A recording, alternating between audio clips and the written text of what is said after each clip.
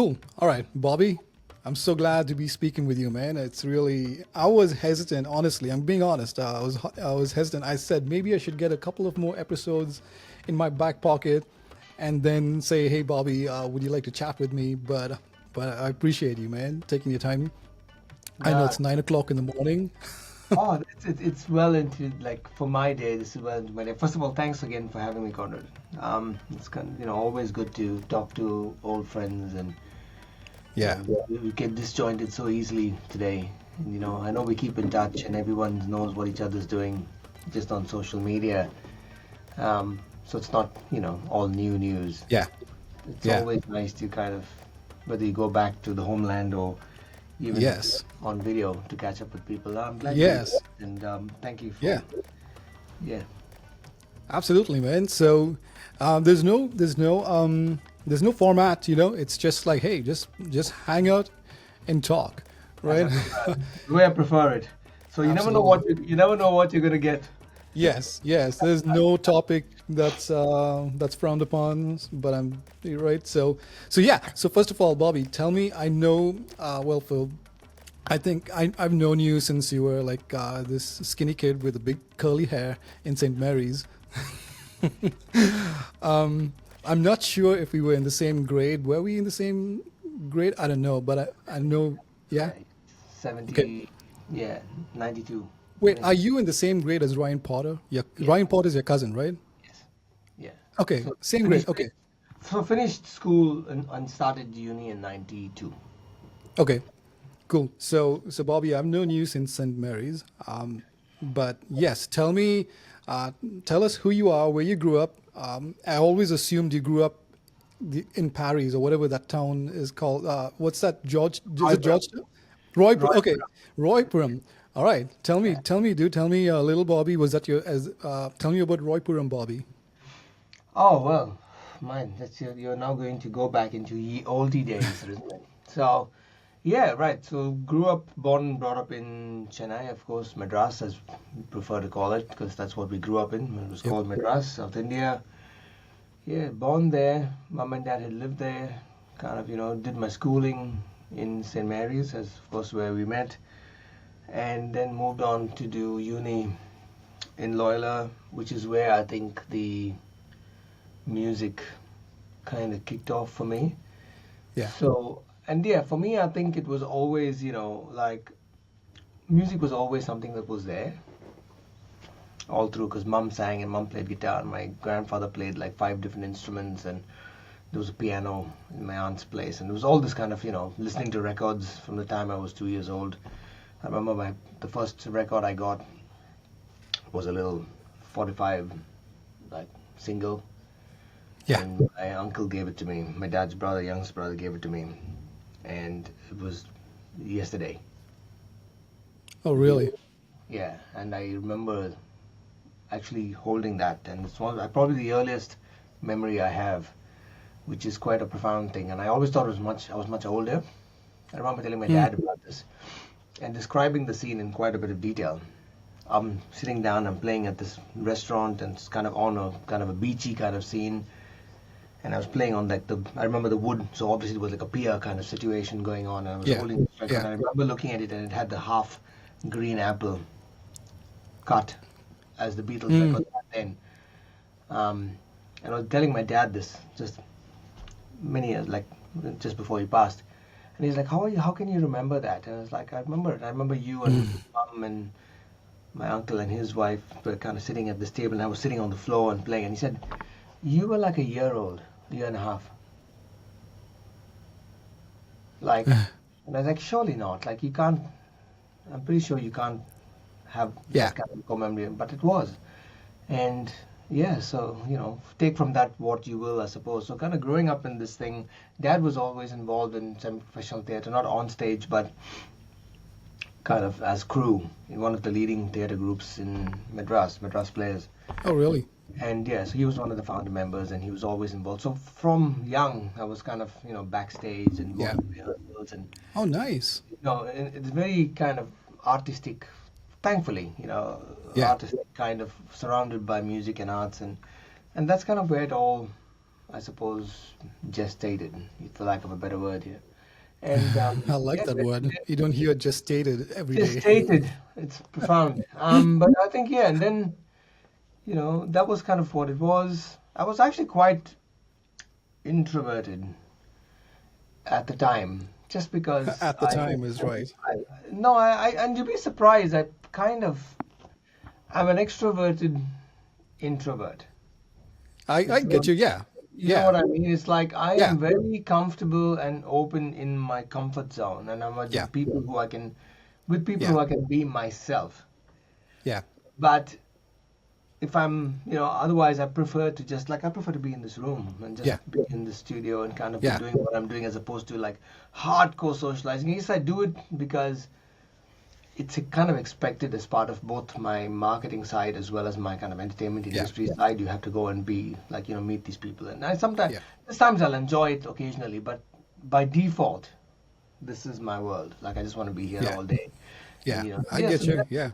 that was time the uni. Uni was when, and of course even uni was nothing conventional about it. Nothing conventional, man, about my life at all. Like nothing's been, the way you would compare Were to you? life. What was your major in Loyola? Was it It's visual communication. Viscom? Okay, that's what I thought. Were Yeah. you together with Don? Sorry, excuse me. No, Dawn was a year. I mean, we were together, but we Okay. kind of missed a year. So Okay. Dawn also joined Viscom, but Dawn was Yeah. my 1 year my junior in Viscom, which we gave him a lot of Got crap it. for. And Yeah. Yeah. but it was hilarious at the time. But of course, Don and myself are still very good friends. We still catch up. I Yeah. met him just recently at the Iron Maiden, and we kind of still always Oh, nice. have this beautiful photograph of Don and myself sitting in the gutter at Loyola College Yeah. together. Uh, Like 1994. yeah. And then I've got another photo of us sitting in Alan's house Yeah. exactly the same way. 35 years later, 30 years later. Yeah. It's crazy. Funny you see the thing. But yeah, so again, yeah, uni was again visual communication. So completely, I didn't really see myself sitting and doing commerce or anything. It was boring as bad Yeah. shit. Yeah. So I'm not going to Yeah. do any of that stuff. So visual communication, Viscom, seemed to be like the perfect. Okay, I'm going to get a degree, but it's Yep. also not going to be like it's going to be this fun experience, and and Yeah. it was. Yeah. So that's why you're lying back on the grass and looking at the sky and for 10 minutes, and then you have to form a story out of it. Like that was kind of the things we were doing at Viscom. But we Yeah. also did a lot Yeah. of other cool things like understanding the history of art and learning photography. And so all these foundational things are happening. And of course, Viscom and uni was when we actually started to play music, like in a public setting, I suppose. Yeah. Sure. Because we wanted a band, and you head into college competitions, and everyone was a band. So I can play bass, and I'll learn how to play bass, and we need a bass player. Okay, that's cool. And of course, that's where I met, the intersection of a critical kind of component in my life, I suppose. Yeah. Which was Absolutely. meeting Leon Yeah. and Leon Island, who. Wait, was Leon in Loyola as well? Yeah, and that's how we met. No way. I did not know that. Really? Yeah, Leon had come down from Kharagpur, another railway town, North India, to come and study in Madras, the big city. Came to his uni, and we became close friends. I think primarily, first of all, we connected because you know how we Anglo-Indians are. We always kind of, Yeah. first instance, we kind of gravitate to each other, Yeah. under the delusion that we've got a hell of a lot in common. Yeah. But it was always so. I think that's where and of course I had Sean Bout, who was also my classmate in school, Yep. also be in the same group. So it was fantastic. Like I had my schoolmates and then a whole bunch of new Yeah. friends with me, all interested Yeah. in music. So we had this little band in uni, and that's kind of where the uni thing started off. But I take you back just one step to school. Sure. And I think it was 11th standard or something like that when Sean just Wait, joined. did you do 11th in St. Mary's or did you switch schools? 11th I didn't say Mary's, and 12th I did Okay. privately. So 11th was actually my official like in school performance. You know what I mean? It was like Yeah. I was the drummer. Really? Sean Bart and Cassius were like Sean Bart, Cassius, Manoj, Stephen, and myself. Still remember, it's like burnt into my memory. We played first time ever I was going to be on a stage in front of people. I was playing Yeah. drums, St. Mary's School stage auditorium, and we played the best, Tina Turner. Really? Wow, We dude. ca- I was going to guess Hotel California. Like, I don't know. I don't think we were as that sophisticated to try and pull off Hotel oh, really? California. For some reason, we thought, and I think the best was driven by Cassius Rodericks, and Okay.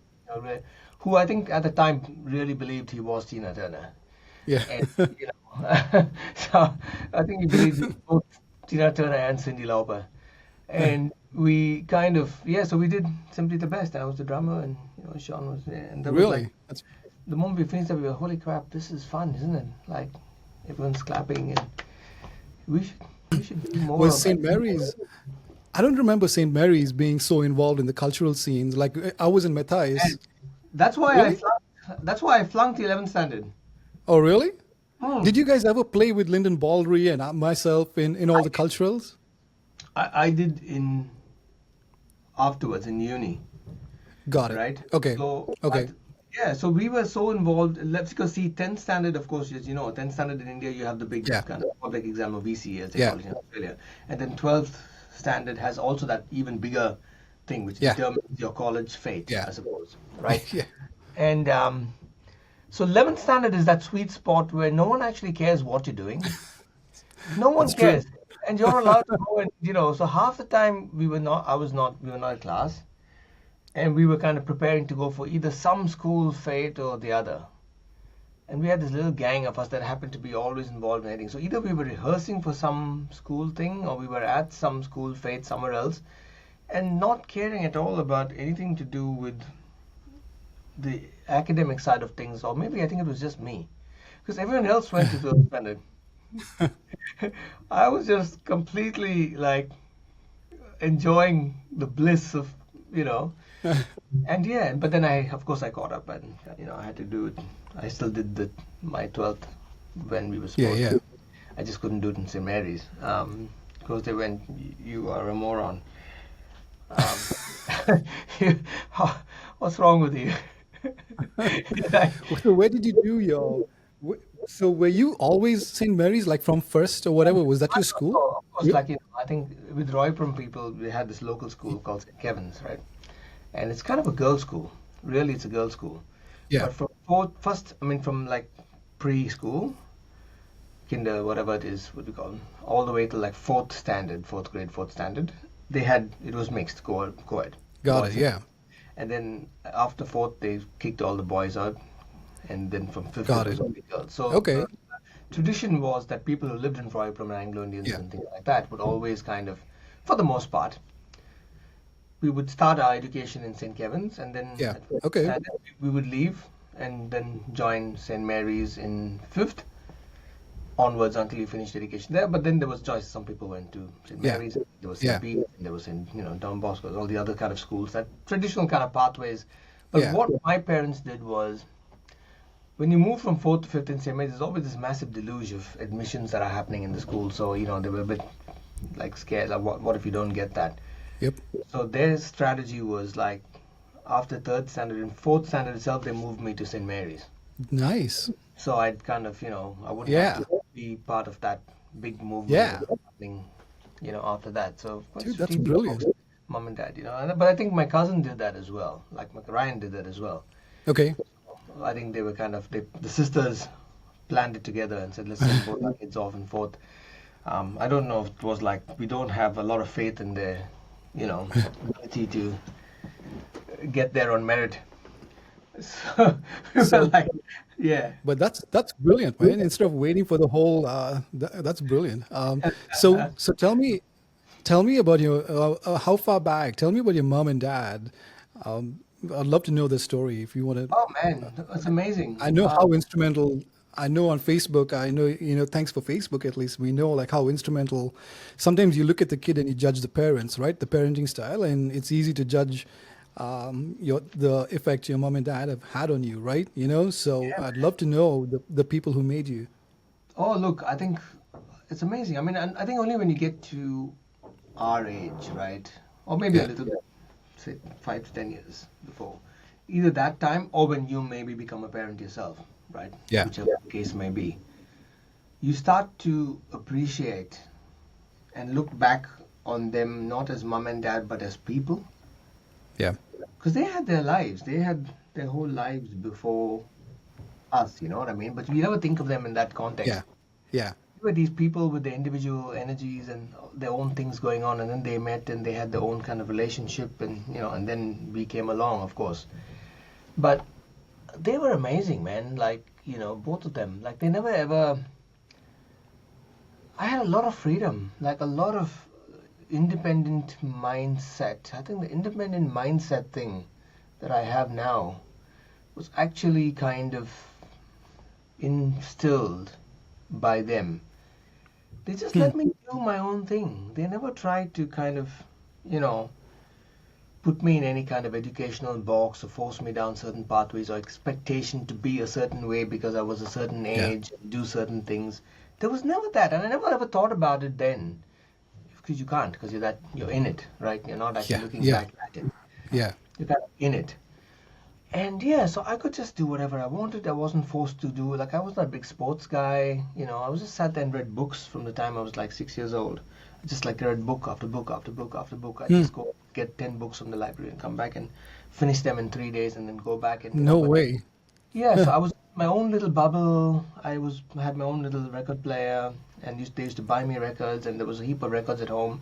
So I used to sit there in the corner of the bedroom, put the record player on the floor, and just listen to music Hmm. and kind of play with things and read books and so they were very in the sense of they put the disciplinary kind of framework, I suppose, around.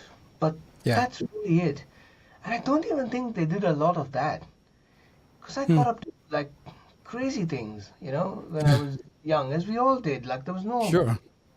there was no, once you walked out of the house, that was Yeah. it. Yeah. Like you just came home at a certain time and they hoped that you came home at a certain time. Yeah. And now I look back at it and go, I would have had a heart attack if I was my kid. Absolutely. I would have like been a nervous wreck 90% of the time. But they somehow just like they were Yeah. fine with us coming back home at say, 5 o'clock in the evening, and they wouldn't hear Yeah. from us at 6 or 7 or whatever it was. So very Yeah. encouraging, very kind of nurturing, lots of love, lots of music. They always included us in their world as adults. Like Hmm. they didn't treat us as Yeah. That's old important. children. Yeah. They treated us as kind of people, Yeah. and again, it's mind blowing. You think about it now and you go, man, that was like so formative, and a beautiful relationship they had. I mean, I'm sure they had the issues, but Sure. as a Yeah. kid, we never had a sense of any of that. I'm sure they Yeah. had the arguments. And okay, maybe sometimes you kind of caught Yeah. wind of a little bit of Yeah. argument, but for the most part, you never caught wind of any of that. Yeah. You know what I mean? When you go back Yeah. now and you think of yourself and myself and my wife as adults and the way we Hmm. argue about things sometimes, and we don't care who's around sometimes, like Sure. we Life. don't Right. see Yeah. that Yeah. at all. It's just oblivious to everything. So beautiful, and yeah, man, I can't say anything more, positive, I suppose. Brilliant. He just Yeah. let me do what I wanted. What do you want to do for uni? Okay, yeah, cool, that's fine. What do you want to Yeah. do? What hobbies do you want to do? Well, mom took me out to everything that she did. Like my Hmm. mom was in EID Parry, one of the biggest companies No in South. way. Really? Yeah, one of Yeah. the biggest companies in South India. She was quite a senior level secretary, kind of, EA as you call it today, executive assistant to Yeah. the senior management. And EID Parry were one of these things that they loved, like doing things with it for the staff. Hmm. So every so often, once a month, maybe there'd be some kind of thing that would happen in the office, which would be activities for their staff that they would have people come in and do Yeah. like cooking classes. And my mom, because I was the oldest child, Yeah. my mom just took me to everything. So there was no, even again, if you look at it, how revolutionary that was. It wasn't like boys should only do this thing and girls should only do this thing. Yeah. there wasn't that gender-based Yeah. activity stuff. None of that. Yeah. So when I was like 8 or 9 or 10 or whatever, I was going to like embroidery classes and cooking Heck yeah. classes, baking classes, and Yeah. flower arrangement, and Yeah. and being part of learning all these things. So I could embroider, like stitch and sew, and I was 10 years old and helping my mum, stitch the curtains for the house and on the sewing Huh. machine. And so like again, if you think about it Yeah. now, it's like Yeah. then it seemed like that's fine. What? It's not a girl's thing. It's not a boy's thing. Yeah. But now when you think about it and go, wow, they could have been those parents that said, oh, you got to go and play cricket and you got to go and play. No, no, Yeah. this is Yeah. playing with this stuff is for girls and playing with this Yeah. stuff. You know what I mean? But there was none of that. So I Yeah. think that again, that energy, that spirit, those ideals, then translate into how you Yeah. see your Yeah. adult life. And it's Yeah, I think that was very nurturing, right? It's not, fantastic. you did not have to sit in a mold. You created your own mold and then they 100%. just encourage you to grow, How right? amazing is that, right? Yeah, And that's been, for better or worse, that yeah, is what I've done till today. yeah, I absolutely, don't dude. care about, what people expect. I mean, I'm sure Jillian Yeah, would disagree in terms of she probably wishes I kind of did, in some ways, kind of, sure. fit Yeah, a mold in some ways. yeah, Um, yeah. but this is what she knew she was signing up for. This is what she's got. Too late now. Too late. But, Too late. but No, you the said your more is mom played, required.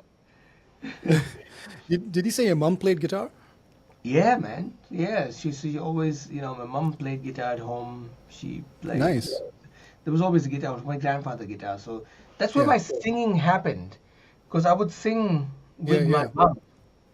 Oh, We would wow. listen to records and we would sing, and we would just sing together from the time I was like 3, 4, 5 years old.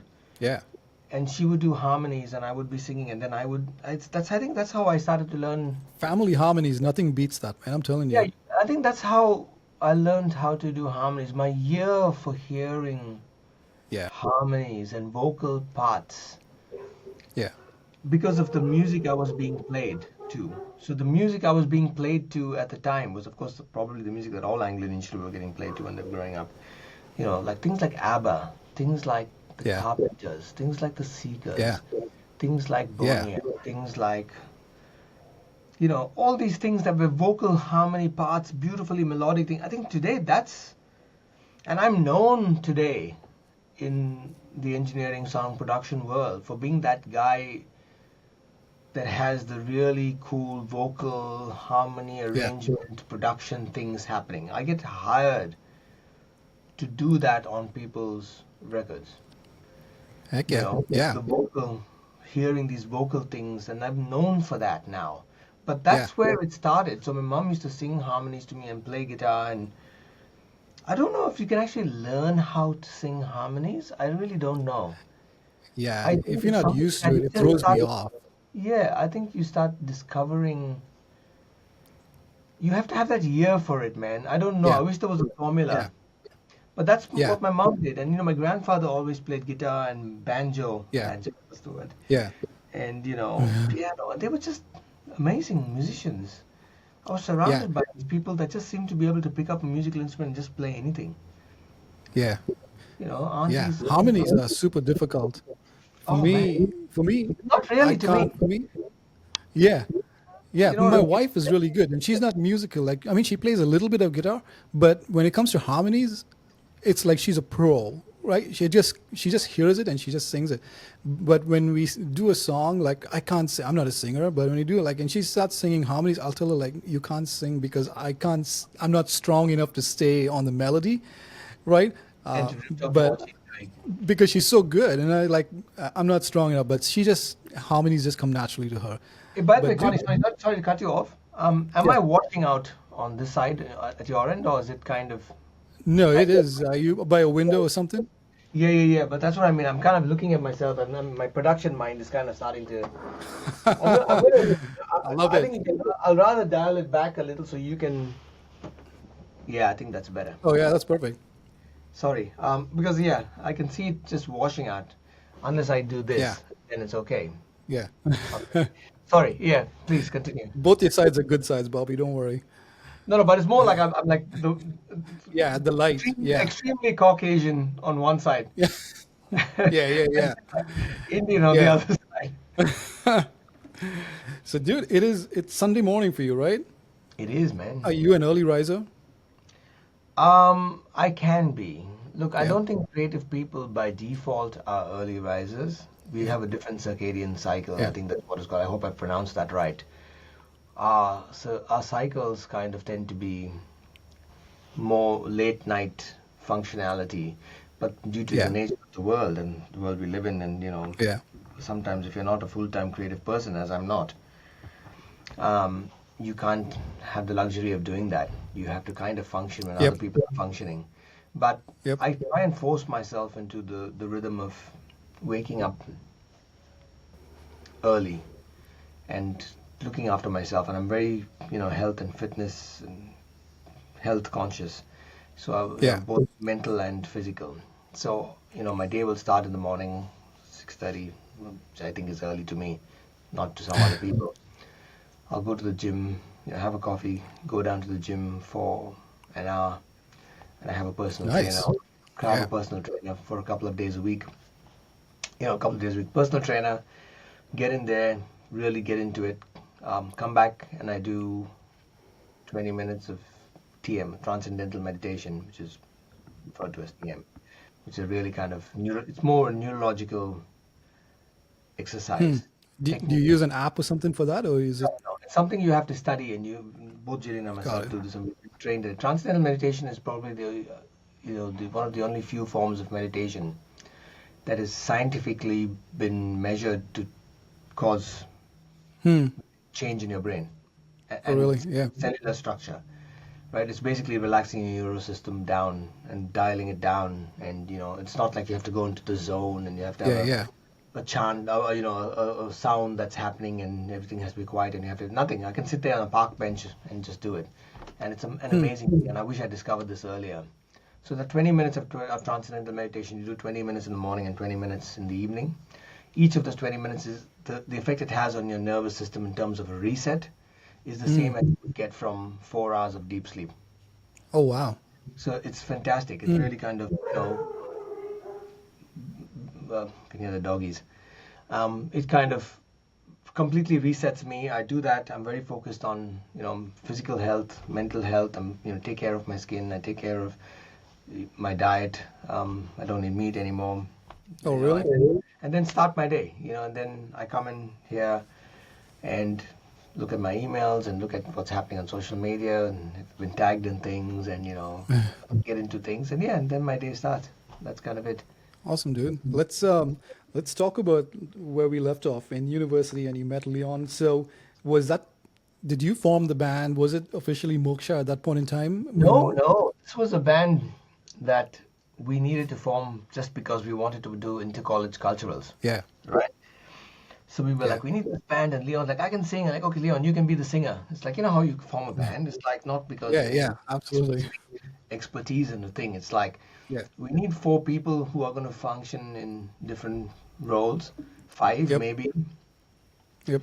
Let's see who can do what. I'm like, okay, I can play guitar. Like, no, you can't play guitar. We already have someone playing guitar. So you're gonna play bass. Okay. I'll learn how to play bass. So yeah, Leon and myself formed this band. I think Leon and myself and Sean about formed this band together. It was called Sulfur. But we said we're gonna call it Sulfur. no, Okay, I know you. Okay. yeah. So we're Yeah. not going to spell it like the normal way though. We're going to spell Yeah. it with an OR, Okay. just to be a bit more metal and a bit more rock. Yes. So we started this band and we started doing that college circuit, man, just having fun. We went to Jipma and Yep. Pondicherry. We did all this thing. We wrote our own. That was the first time I wrote a song, or we wrote a song together, which was hilarious. We call it "Don't Step on Sulfur." All right, that was our own composition. It was, I love the I early remember, angsty years. but no, but it was hilarious, man. Like we went Yeah. and did all. So, but that was the band thing. So we formed this band. And I think, in fact, we cheated a little because our guitar player wasn't actually in Loyola College. Yeah. guitar for Sulphur was Matthew, who was absolutely brilliant and probably still is. Dude, I think I remember you guys in Matthew Pondicherry. Martin, Absolutely. right? Yeah. Who lived near me in India, in Santom, where I lived then, and I moved away from Royapuram. Who lived in Santom then, right? And he was just brilliant. He's like, when he was into that Deep Purple and Highway Star and Yeah. Reach Out, well, we were Hmm. still trying to play, Eric Clapton, Yeah, wonderful, yeah. and yeah, so and then we started this band, and then he started playing with us, and we was demolishing bands left, right, and center because of the fact Yeah. that we were doing this thing. I Yeah. remember we got shamed the first cultural though we went to. We got just shit like it was a Really? reality check because we went on there and we were like playing some really kind of basic stuff. But we thought we were amazing, of course. We played like Wonderful Tonight and something else and our own composition, of course. Don't Step on Sulphur. And we played this. And then the next band that came on stage, and this again is one of those core memories, was like the next band that came on stage was MCC, right? And you have to think about this. That band that came on stage is like Timmy Maduka, Jim Satya, Mm. Clement, and like Yep. Burn, basically Burn. Yeah. The Yeah. band Burn is on stage, right? And they're completely like Sure. doing Floyd and Pink Floyd and this and GNR, and we were like, oh my God, like this is the state, like that's the band. These are kind of college bands. We thought we were like going to win with Wonderful Tonight. It was just a complete like a rude awakening to the kind of standard that actually Yeah. existed in university. I mean, of course, Yeah. let's not be of or any illusion. These guys were of high standard even for Yeah. Yeah. Yeah. college level. Okay, Yeah. like talking about Absolutely. Timmy and Yeah. Jim, Yeah. probably the best vocalist and keyboard player Absolutely. I've ever worked with or Yeah. know, Yeah. right? Outside of Leon. But yeah, and that was college, man. That was how the band music started. And that's how college went through. We went through college and we did these things and we were all the culturals, and that was when I think for me that was the thing where I went from even uni I was very kind of to myself. I was very kind of awkward. I know it sounds weird when you say it now, right? But I was massively awkward and inferiority complex, and I couldn't talk to girls and I couldn't talk to people I wasn't that confident kind of kid. I was Really? very quiet, 100%. I was like Yeah. super shy. I didn't have the confidence in myself at all, like zero, Yeah. right? But Yeah. then the moment you were in a band, that Yeah. changed it. Because people wanted to kind of know you and hang with you, and you were the band. So suddenly I was like, okay, hang on. If I'm on stage doing this thing and I'm part of this ecosystem, that's easy. Then it makes it super easy. People want to come and socialize with you. You don't Yeah. have to go on and try. So I Yeah. was like, okay, so that's kind of my crutch or mechanism, if you will. So part of being Yeah. in the band was the fact that you then were in a slightly exalted status compared to everybody else in uni, Yeah. right? I get it, man. I think I'm an introvert too, but I'm situationally an extrovert. Given some parameters and a scenario, I can function like an extrovert. But if it's just like Same. random, right? Yeah. Yeah. Yeah, Same. I'm an event based. Give me an event and I'm more because I think we can do a task together and do to get that task done. Yeah. But just hey man, how's it going? Okay, and then just blink, blink, stare. Social battery. Yeah, I understand what you mean. But social battery, right? My social battery. But I think, look, in all honesty, I think those situations for me are getting less and less. The Yeah. situations where I feel like closing up are starting to get less and less, mostly because I'm so out there on social media. I'm so out there in terms of the things I do. I always get introduced from a position of power, right? And I think that Sure. makes a massive difference. If I'm Yeah. at a social event like a business thing or I'm doing a keynote, you're introduced as being this guy, Yeah. right? And he's the thing, and Recording Academy and that, and he's social media, and he's a marketing genius, and da da da. And then when you walk into that situation, Yeah. it's different, right? Yeah. Yeah. You're kind of in your mind and to an extent to the people around, you're like, "Ooh, this is Yeah. this guy who we need to have a Yeah. conversation with." Then it's Yeah. different. So I think, yeah. So the occasions where I'm really going, oh my God, I'm just don't want to be here. This is just such a weird thing. No one knows who I am. I hate going and Yeah. having to introduce myself and then tell people what I do. Yeah. I think that's the thing. When Yeah. I'm in a situation where no one knows who I am or no one knows me, I know that sounds horribly Sure. No, pompous. no, it makes It sense. sounds, it Yeah. sounds pompous when you say it like that, but that's not my intent. Just, Yeah, that's not I get my it. Yeah. intent. It's like when I have to introduce myself and then, oh, Yeah. I do marketing and I'm a musician, and I think that's where those situations are very minimal now, though. Yeah. Very, very Yeah. minimal. I guess it's the if people know about you, they know you already, then there's no awkward tell me what you do, the awkward I hate that. question. Oh God, that is Yeah, like because you just passed all of that. Everybody knows you and you're just getting to the meat of something, right? that's So, right. It's expert positioning is what like that's my marketing. I'm putting my marketing hat on, right? Having expert positioning means is yeah. you don't have to introduce yourself or explain what your value is, Yeah. right? In a Yeah. situation, everyone Yeah. knows what that is. The only Yeah. conversation you're having is A, I just want to know you, Yeah. and B, how can my value help you? Yeah. That's it. You don't have to validate the value, Yeah. right? That's Yeah. the thing. That's the difference now. Yeah. Yeah, man. I definitely want to talk about all that. There's plenty to talk about. I want to talk about Moksha. I know the first time I heard of Moksha was when you guys pretty much crushed everybody like a pro band, like when you guys played Get the Funk. At least that's the first time I heard. I'm not sure where it was, in some medical college. Stanley, Uh, yeah, and you played Get the I Funk remember. Out, and I said, these guys are playing songs that I'll probably never learn. And you are like our age, and like I thought only older people could play stuff like that, or you had to be like a recording artist in Hollywood to play like that. But then you guys were playing music like that, like wait, people our age can play like that, and but yeah. So how did you guys get there? What was how did you form Moksha and get to that spot? Moksha is really cool. I mean, I think because we finished uni first, right? So we finished Okay. uni, and then Alpha was still kind of a thing, a little bit. But then it was like now playtime's over. You finished university, right? Yeah. So now Yeah. you could sit on the whole thing of I'm still studying. I can do whatever I want. I'm not expected to be a mature adult and go and start building my life. No one thinks of doing that when you're in uni, especially in India. You're still a kid technically Yeah. at home with your parents, and it's not like how it is to an extent Yeah. when kids in Western countries, the US, Yeah. Australia, kind of hit uni. They already have an adult kind of mindset, right? They already have Mm-hmm. that. I've got to now start trying to earn money to kind of to be independent. We didn't have that in Yep. India. No, you're just still Yep. living with mom and dad. So finish that, and then it was like suddenly now, okay, now I don't know what to do. Like, but we finished Viscom, right? So we're like, okay, we're going to do advertising stuff. We're now qualified to be advertisers, right?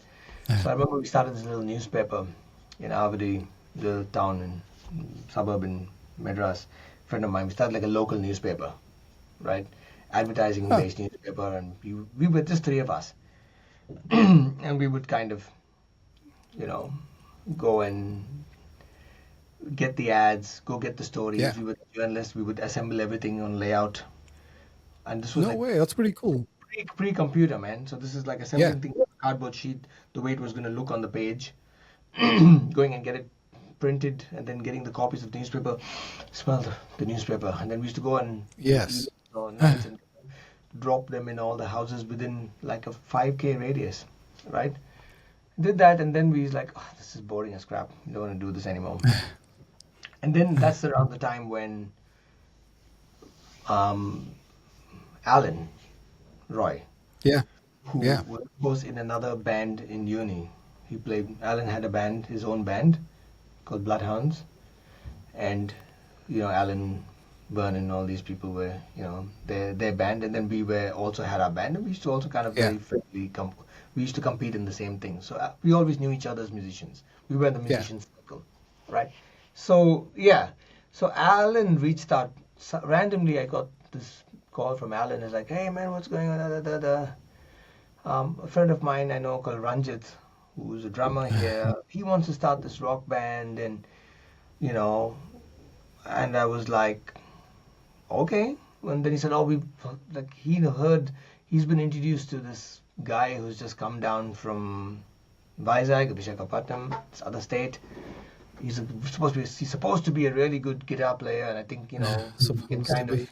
yeah. I mean, because Yeah. we were the band, right? Yeah. We were Alpha. We were like Yeah. Yeah. we Yeah. did that kind of we hit some levels of popularity. People knew we were kind of like a band Absolutely. Yeah. at the time, and so we were like, okay. So I was like, yeah, okay, of course, man. Like any excuse to not do anything, uh, properly adult, right? And be a contributing adult to society. Let's go and do this band. So we met Ranjit and we were like, hey, so let's go and meet this guy. And so then Alan and myself said, let's go and meet this guy, Christy, who's come down from Vizag. He's meant to be this good up. And we're like, oh, we'll see. Let's go audition him. Uh, The gall that we had, right? We went and met Christy, went to his house, and we're like, hey, Christy, little kid. Like, man. uh, I remember that's like, it was so funny. We went into his room, his little bedroom, he had his little CD player with his little setup, and we're like, all right, Christy, nice to meet you, man. Okay, play us something, kind of thing. And Alan and myself were like, okay, cool, play us. And he played Superstitious, Europe, yeah. right? Yeah. So, and we're like, Alan and myself were like, Uh, holy crap. Like, cool, very, very cool. Like, that's amazing. And we were like, but we were trying to be very nonchalant about it and go, yeah. Yeah. good. Is there anything else that you kind of like, and what do you want to do? And like, uh, just trying to not be too enthusiastic about it, And then he played a couple of other things. We were like, yeah, you're in the band, you know. And I think that was the thing, And we actually it was for a gig. I think he was trying to form this band for a very specific gig that was coming up. Okay. Right, and then we said, what are we going to call ourselves? And we said, okay, Moksha. Sounds good because it's, I don't know if I came up with the name or something. I can't even remember. I think I came up with the name, but I'm sure someone's going to say I didn't. Salvation in Sanskrit. Oh, really? Oh, I think, what? I think it actually wasn't called Moksha for that specific gig. I must No check it way. with that. I think we called ourselves something else. But it was basically Christy was playing guitar, Alan was playing guitar, like rhythm. Didn't really see himself. Alan saw himself as a lead guitar player at the time, but I think given what he saw in Christy, he said, okay, I'm Yeah. just going to play kind of Yeah. rhythm and I'll support you with little Yeah. bits and things, but I'm going to primarily be the rhythm guy. And I'm Yeah. going to play bass and Ranjit's going to play drums and I'm going to sing bass and play bass and sing. That was the lineup. And we did this whole gig and actually, oh my God, Christy probably still has the tape. Oh, no way. Really? Winds of Change, something, and we kind of did these kind of very simple songs. And then after that, I love it, beautiful guys, but I said, look, maybe we should try and get a singer, like another singer who's just like the front man.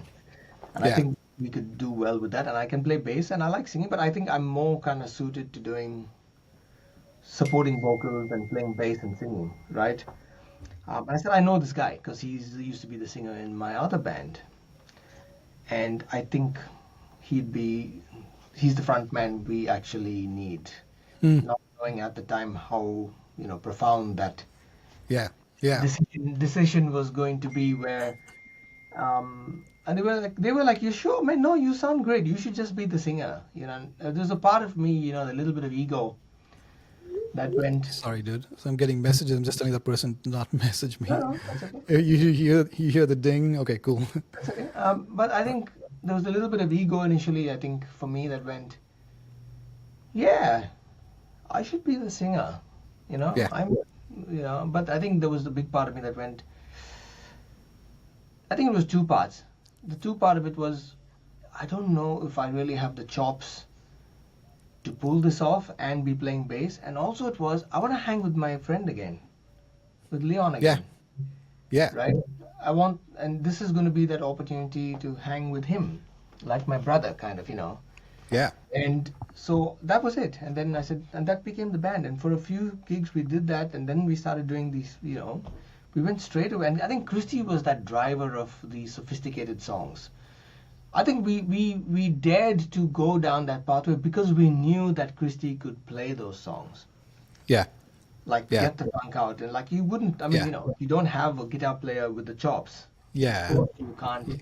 And he was Yeah. always that very technical kind of driver, aspiring to be that very technically proficient band. How We old were were you we guys when? were How old was Christy when you was playing Get? How old was Christy and you guys when you played Get the Funk Out? younger than me, so I think let's think about this, right? So I'm talking about '96, right? From '95.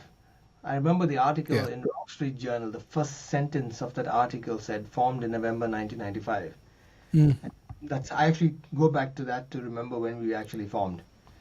So November 1995 was when we formed, right? And so I would have been 20, Probably 20. Yeah. 20. So Christy was 1 year younger. Yeah. Dang. 19-year-old guy who's like, you know, Yeah. playing these very sophisticated things, technically proficient, beautiful tone. He had the guitar processor. We were like using little Yeah. Yeah. stranger pedals, a local company. He had this, Stranger. Yes. he had this like guitar processor. He had like the Kramer Yeah. Yeah. guitar. He was like the baby son, so his parents just bought him anything he wanted. So he came with That's the half the stuff. battle, having the rig, right? He had everything. He had the gear, he had the chops, he had the everything. So I think that's why we started playing. We had to very quickly as individual musicians, Alan and Ranjit and myself, and we had to like, shit, like this is now. We have to actually start evolving as musicians quite dramatically if we want to keep up with this guy. Because our whole fear was like, if he Yeah. thinks we're musicians, he's going Yeah. to want to even go and be with other. So it was like survival. Yeah. We have Yeah. we have to start to get to a point where we can actually make people believe we're as good as him, right? And we didn't really like. I have to talk for myself. Like I didn't really care about being like a technically proficient bass player. I didn't want to be like that guy. Like I wasn't Yeah. trying Yeah. to be cliche and I probably could have been, but I just didn't want to. I was like, I want to get on stage and have fun, and so people Yeah. are, the adulation and the Yeah. whole thing of being in this rock band, and of course, like the joy of being on stage, which Sure. the moment Yeah. only someone who's on stage knows what that feels like. Exactly. Yeah. That rush, and Yeah. you can't replicate that. It's like a drug. Yep. You can't. Yeah. Which is why a lot of musicians go into drugs because when you're off stage, Yeah. you can't replicate that rush Yeah. in normal life. Fascinating. Yeah. So we that rush of being in a place where people are going, "Oh That's my so good. God, we love you!" Yeah. Like that's an addictive thing. So those going back to what you're saying when you say, these guys, we were playing songs that were, that was how we felt when we watched Timmy and Jim play. That Yeah. feeling that you're saying Yeah. when we watched Timmy and Jim get on that stage and play like, Yeah. Sweet Child of Mine. Yeah. Like in our minds, it sounded like the record, right? Yeah. Yeah. We were like, oh my God, that's what a band should sound like. And so we modeled Yeah. ourselves after these guys, people who Mm. were inspirational to us as musicians. That's why we kind of, and that was Moksha. So we started to be very sophisticated in the choice of music because of the fact that we had a guitar player initially. It was a guitar player that could do that. And then we also had a singer Yeah. who could do that. Man, Heck yeah. like Yeah. I would, and he evolved so quickly as a singer, Leon, like he rose to that thing so fast. Yeah. I Yeah. would stand back and I would be watching him like a fan on stage. Like I'm in the Mm. band, right? Dude, that's But such a good feeling. Yeah. look at him when you go, I'd be playing and I'd be, oh Yeah. my God, this guy is just, you know, this- I remember you guys doing Love is on the Way, the harmonies and the melodies. I God. mean, you guys nailed it. I'm telling you, it's just, Goosebumps. Yeah. sorry, man. Dude, I have a yeah, man, it's I'm telling you, it's goosebumps. Love is on the Way, and I think It was, I mean, we were so lucky to get a front row seat. I tell that to Christy even now, right? Yeah, Yeah. I mean, if you need a minute, I know it's, Sorry, just, we care. Yeah, just I mean, we care, but Leon was a good guy. I mean, you can see the photo behind me.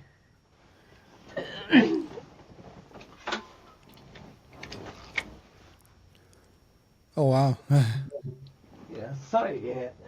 No, it's all good, dude. It's still, raw, man. It's still, Yeah, yeah, it's hard to imagine that he's not here. yeah, He's not here anymore. That's like, it's just such a weird thing, right? But yeah, yeah, sorry. Yeah, like, so I think that was, that was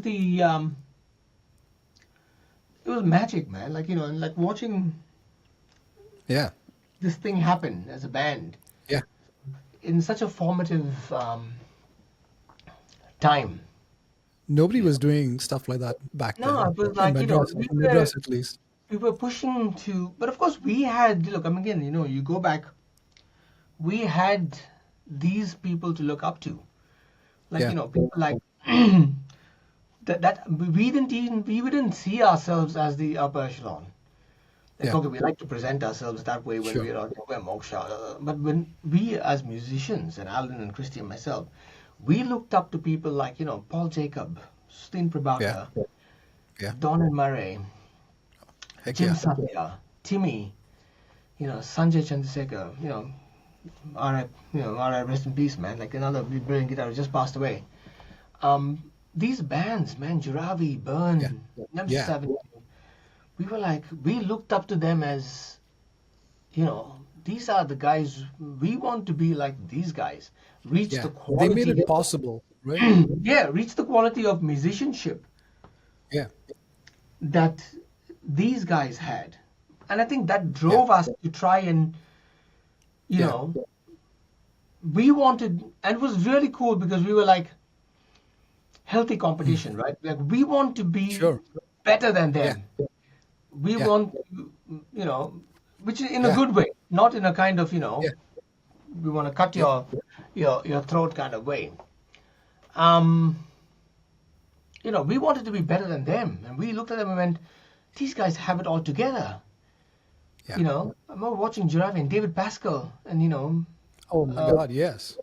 David Pascal and Donan and Jerry His voice is like amazing. Walker and all these people who are these names that were these guys were gods to us, you know. Yeah, And even now, like and that's why when we had Richard who came in as like, then we said, okay, I mean, go back to Moksha, sorry. So going back to like the band, and then we said, okay, we want to do some other stuff. Like I mean, we were in Europe at the time, we were kind of doing it, and then we said we really need to have a keyboard player, right? mm, We should have a keyboard player. And again, I don't know who introduced Richard to us, Richard Andrew.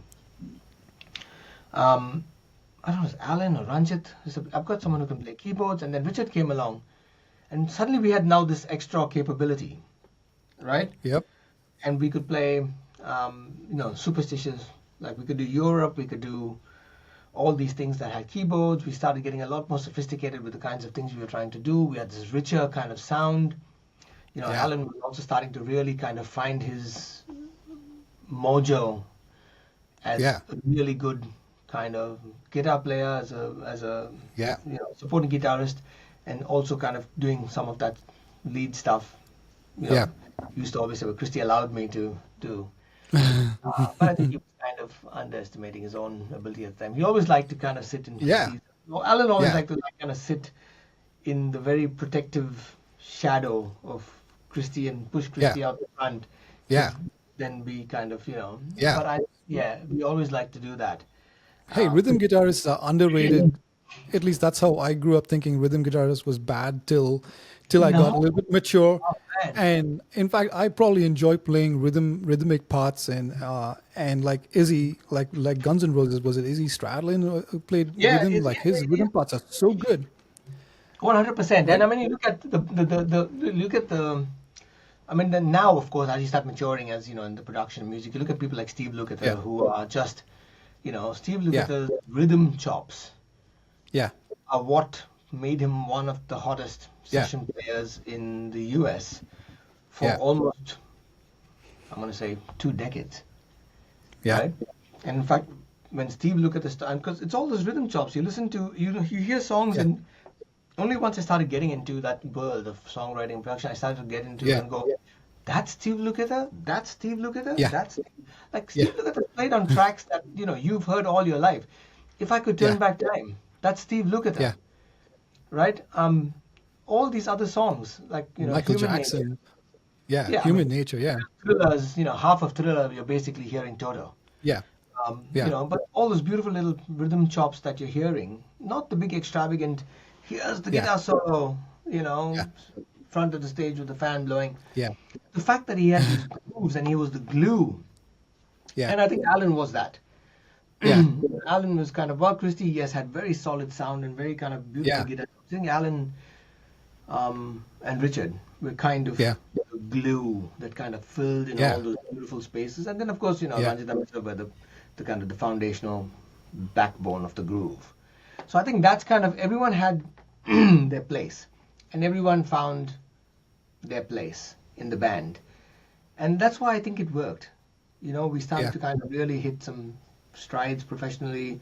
MTV was kind of coming along and wanted to do Yeah. some stuff, and they said, if you've got a song with a video, we'll put it on MTV.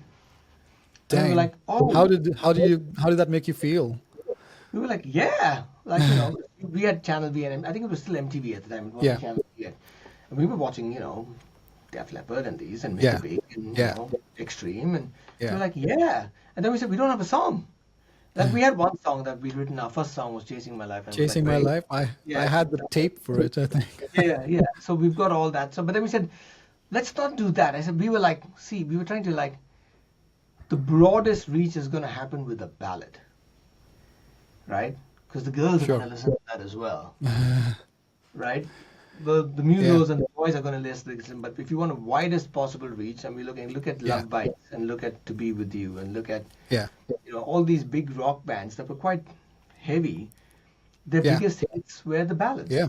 Yeah. So we said, let's write a song, and then Leon came up with this sappy, soppy song that we thought at the time, we were like, holy crap, this is just like the soppiest ballad that you can think of. Stay. But we said, okay, that's cool though. We were like, let's do it. And we worked on it, and we arranged it, and he came up with the lyrics, and we wrote the melody, and we built the song up, and then we recorded the song. And Jim helped us with a lot of the programming at the time, and Jim came and played a lot of keyboards with us, and worked. Richard kind of showed Richard some of the bits, and then MTV said, "Do you have a video?" And we said, "No." And then MTV said, "Okay, you know what? We'll shoot a music video for you." MTV actually said, "We'll shoot a music video for you." We're like, "Okay." So yeah, we found this thing, and we found this place, and we had a story of the girl and the guy, and I think Uttara Menon was the girl. Dude, is it on YouTube somewhere? I hope not. Probably is.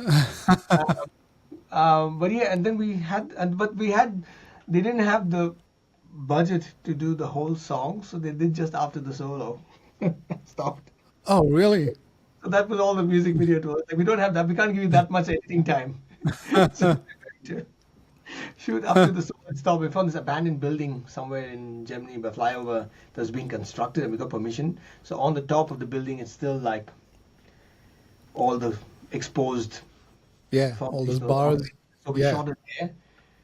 All of us playing Richard on the keyboards, and that was a brilliant. It was MTV, and they did this behind the scenes thing, and it was and that was okay. And then we went on to we said we can't do competitions anymore because it's just dumb now.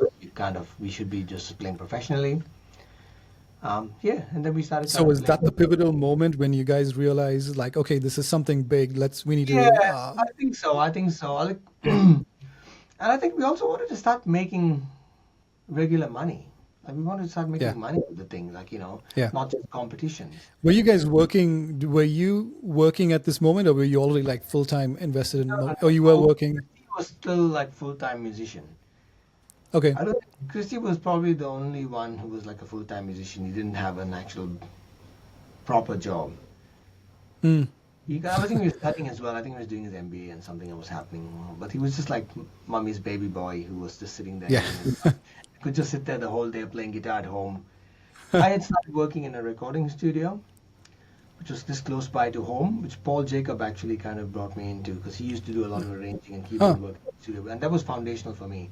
The studio called Audio Media, which was just like down the street in my Yeah. house in Anthem. Yeah. I started working as an assistant, just like cleaning the cables, making coffee for people, like the runner, right? And I was that for about 3 months, just cleaning, setting up mics, learning how the systems operated. Heck yeah. So I Foundation. was Yeah. doing that. Yeah, and then Ranjit was like working with Modi pagers, selling pagers. Went on to sell cell phones. So that was a full-time job with this long sleeve shirt. And Alan was in IT, and Alan was in data entry and doing a lot of these foundational IT Yep. things with this company that was in the US. So his work time was like late night Yeah. US time. I think he worked in like Nittany or something in that near Mahabalipuram. That Some I had crazy. friends who worked with Alan. Yeah.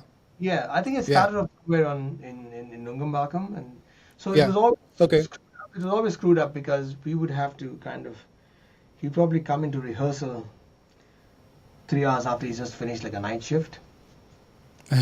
We just wake up fresh and come in. But so he was doing that. Leon had started working as a copywriter in an ad agency. I think it was Fountainhead at the time. So we were all, doing full-time things, and Christy was the only one. So of course he evolved. I would say I'm going to use that as the excuse that he evolved far quicker than us, musician-wise, show-wise. Because he was able to spend that focus, and I'd like to use that as an excuse, but I think it was really we could have always found the time. I think Yeah, the rest yeah. of us, including, and I'm going to pull Ranjit into this as well, is that we really didn't want to be seen as like we were not aiming to be Geddy Lee and Neil Peart. Yeah. We were Yeah. not going to be Rush in our minds. Yeah. We just wanted to Yeah. have and know enough to be able to pull it off on stage. Yeah. And Yeah. that was Yeah. it. But it was Yeah. still fun. So I think we still got with Moksha, we still got to that point, and then I think then of course we went on to do some crazy things, play in a lot of amazing venues as headlining acts. IIT Bombay. Yeah. Delhi. We playing alongside bands that we respected and kind of looked up to, bands like Parikrama, who still exist as a band. We looked at these guys and went, wow, these guys Yeah. are. Yeah. And also, I think it was they looked like a rock band. We looked like Backstreet Boys rejects. We didn't look like rock musicians. I think I had Okay. long hair at one point, and then Alan Yeah. had long hair at one point. But we couldn't. I don't think we were very convincing from a visual point of view. Yeah. Yeah. So we had to make sure we had the songs sounded good. Yeah. Yes, on stage we'd be doing all the stuff and all those things. Yeah. But we didn't look like. But Parikrama looked like a rock band. Yeah. They had Yeah. the hair and they had the clothing and and Yes. of course they had the musical chops. So Yeah. we were like, and we were always like, come on guys, we gotta like dress properly. Don't rock up with jeans and a t-shirt to a headlining act. There was always the angst. And I remember the Yeah. funny story. Alan didn't even own a t-shirt. So Alan would rock He up had to all his business shirts. Alan would rock up to a Moksha gig with like a formal shirt, rolled up, and like pants, like formal pants. And we're like, Polyester. this was not before the professional. This was like in the competition times. He would rock Yeah. up. Yeah.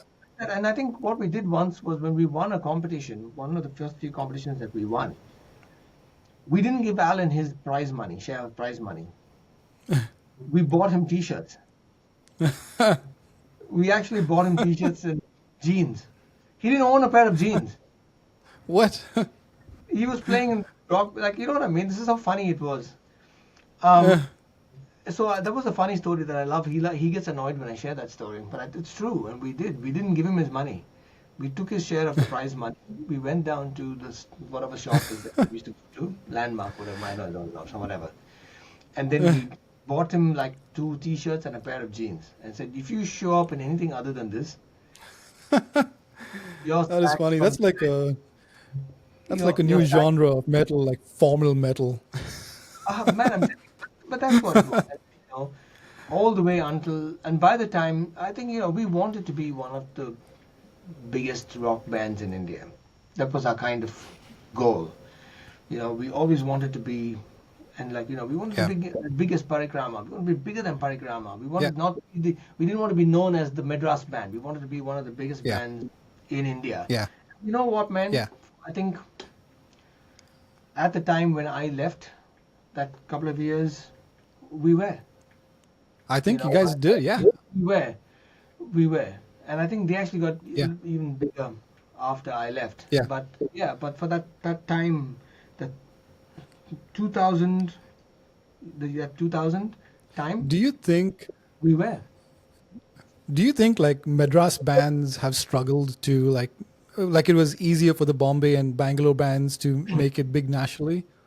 Excuse me. Yes, 100%. Yeah. Yes. What was why Mostly was that? What because do you think? mostly because of two things. A, we went North Indian bands, whether we take say anything upwards of Bangalore, excuse me, anything upwards of Bangalore. That was a big area of India, right? Delhi, Mumbai, they were a lot Yeah. more cashed up there. They had better gear. They had all these things.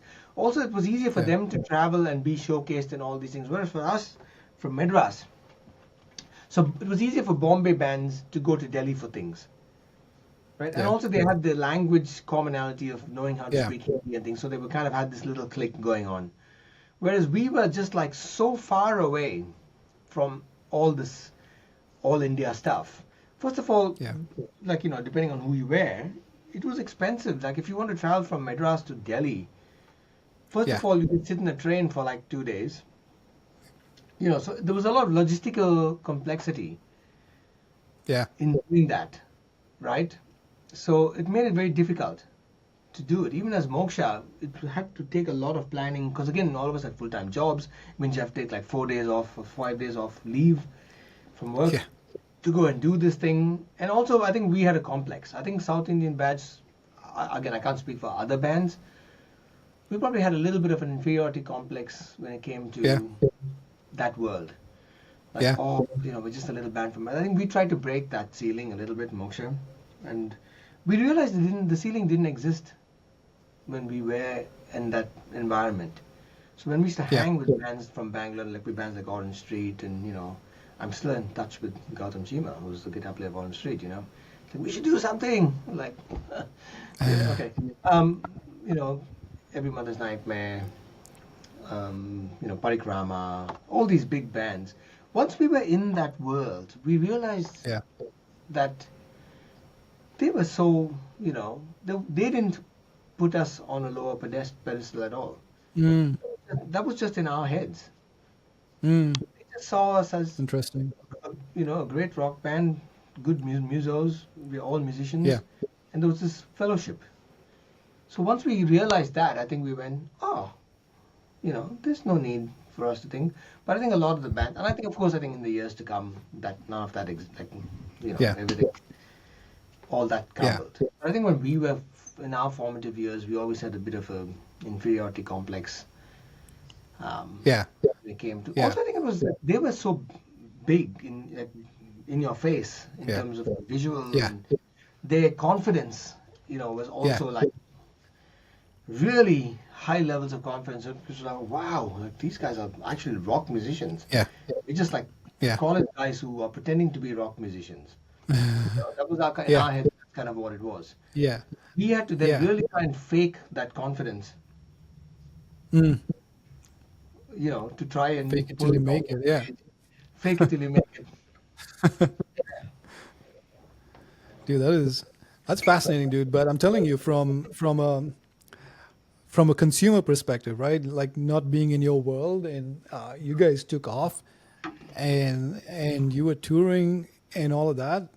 It's like you guys, at least when I was growing up, right, and when we were growing up, it was the very formative years of music, of like Western music in India. Like very few bands before Moksha, were doing it at least on a large scale. Right, it was mostly wedding bands, but I think like Timmy, you can't go back many generations beyond Moksha and Timmy Madhukar, and there's not many people who did that. It's like, so being having a front row seat and watching that evolve is like people is like anybody who grew up in the States talking about like the formation of Guns N' Roses and whatever happened on Sunset Boulevard, right? It was so fascinating to be have a front row seat, and then you guys coming to Unwind Center and playing. It was. I'll tell you something that somebody told me about you when you were playing bass. We were doing when they gave me, like, they were telling me how, okay, stage presence, right? They said, like, okay, watch Bobby from Moksha, right? If you're watching Moksha, well, they did not start off like that. They said, if you're watching Moksha, who do you end up watching the most, right? You say Bobby. Okay, why is that? Because, and like, he was giving me a little like coaching, right? I won't tell you who. He might be embarrassed, but you were a case study because you were just having fun and enjoying it, and you naturally attracted the gaze of the audience, right? Because you got into it.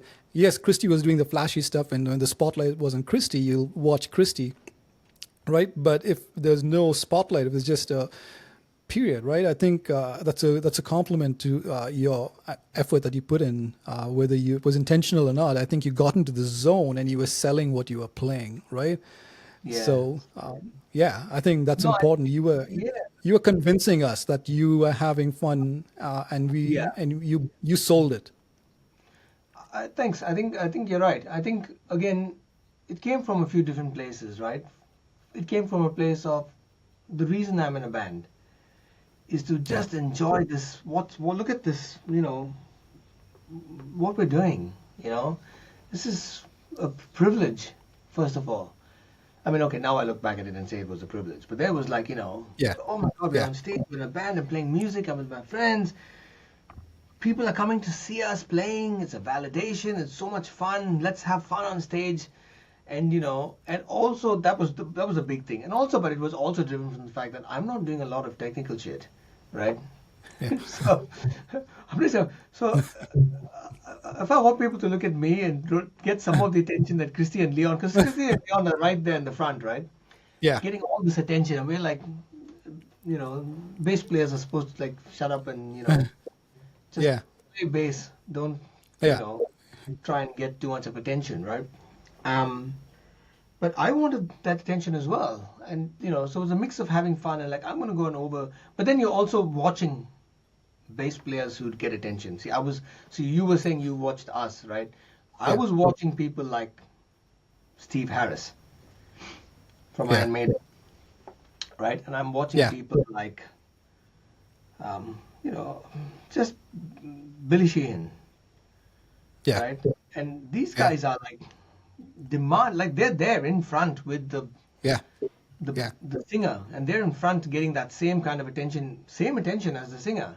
Steve Harris is like, and in fact, I used to kind of copy that, like put your leg yeah. on the monitor. Oh, really? Yeah, Yeah, Steve Harris yeah, was like yeah, yeah, visual kind of role model, right? I want to, because we were doing a lot of Maiden as well at the time, so it was like yeah, natural. yeah, So that was the thing. So like I was like, hey, if Steve Harris is the bass player that's able to go and get this attention, and it's okay for the bass, he made it okay for the bass player to go up in yeah, front and kind of do yeah. things as opposed That's to just true. being back. Yeah, I think for me yeah. that was the thing that I want to go up, and Mm. also like, I just want to have fun. Like I just don't want to like I'm on the stage because I'm playing music and I want to have fun. So Yeah, that's dude, that's came from that. I can tie it back. I can tie it back to you just forming your own mold. It's like your upbringing, right? Your mom Yeah, was just go do your right. thing. You didn't have to fit the traditional play Not at drums and all. bass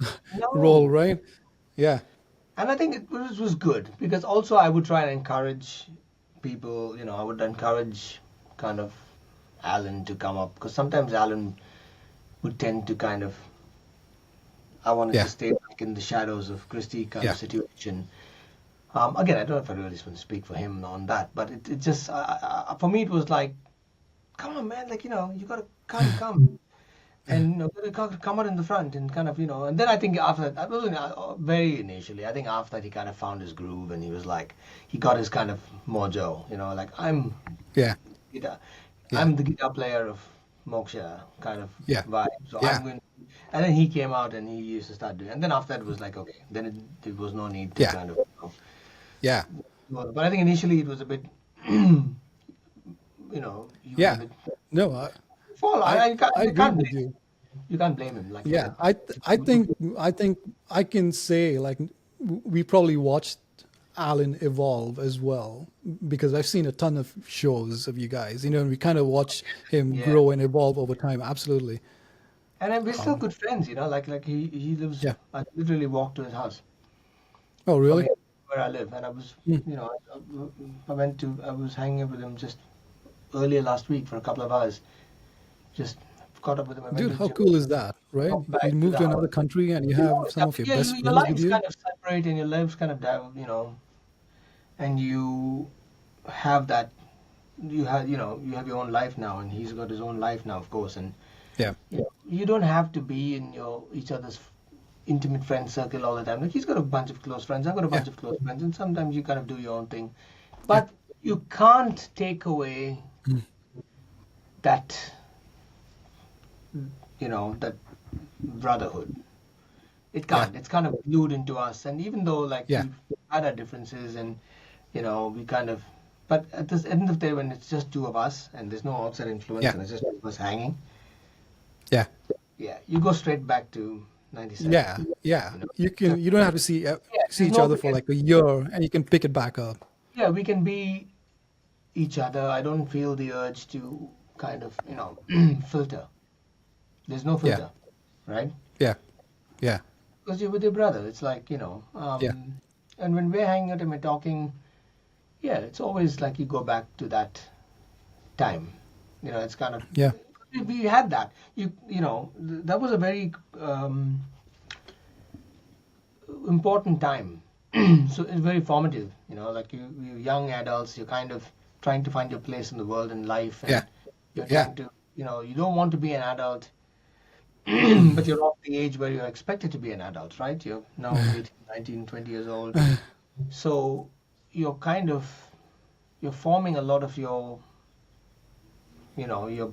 philosophies and your life structures and the way you Yeah. approach certain things and the way the way you're going to approach life for the better or worse, Yeah. you know, Yeah. and it's being kind of distilled and programmed into your brain.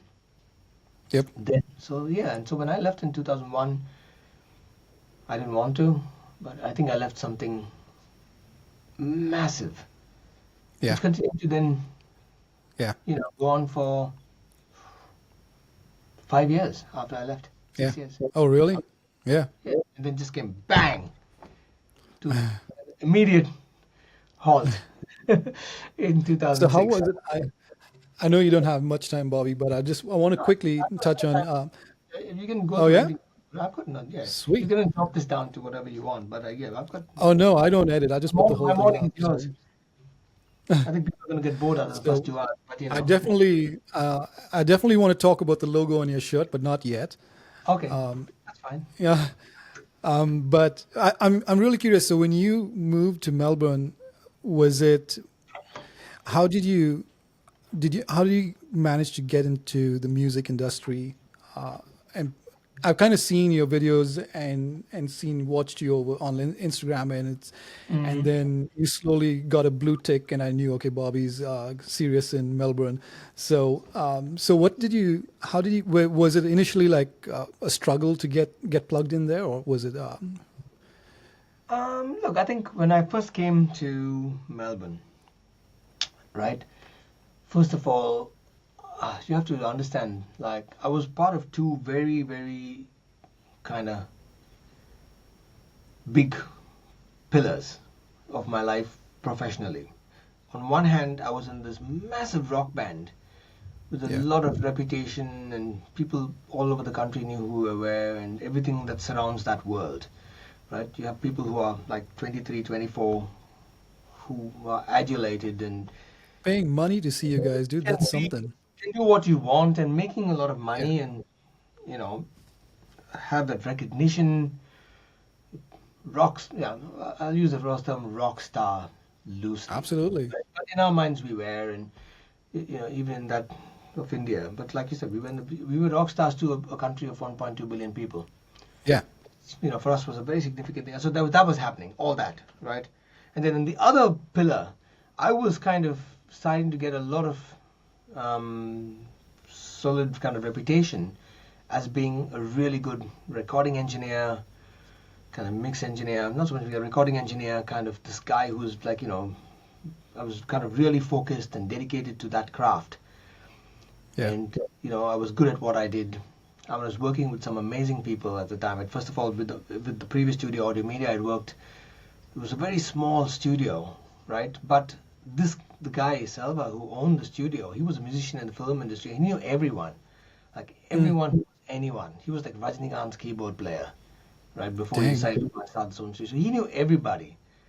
So I was in a place where a lot of big projects were happening just because of also he was very cutting edge. He had a lot of very cutting edge equipment. The first kind of digital workstations in the country were happening in the studio. I mean, I know Rahman had all that stuff, but Yeah.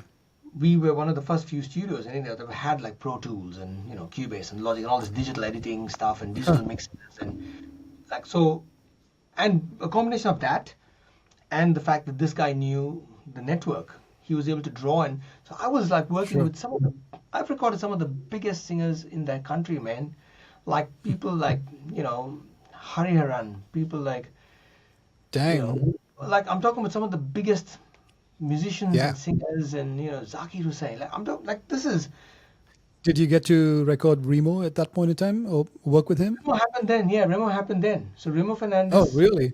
Yeah. Oh, No, wow.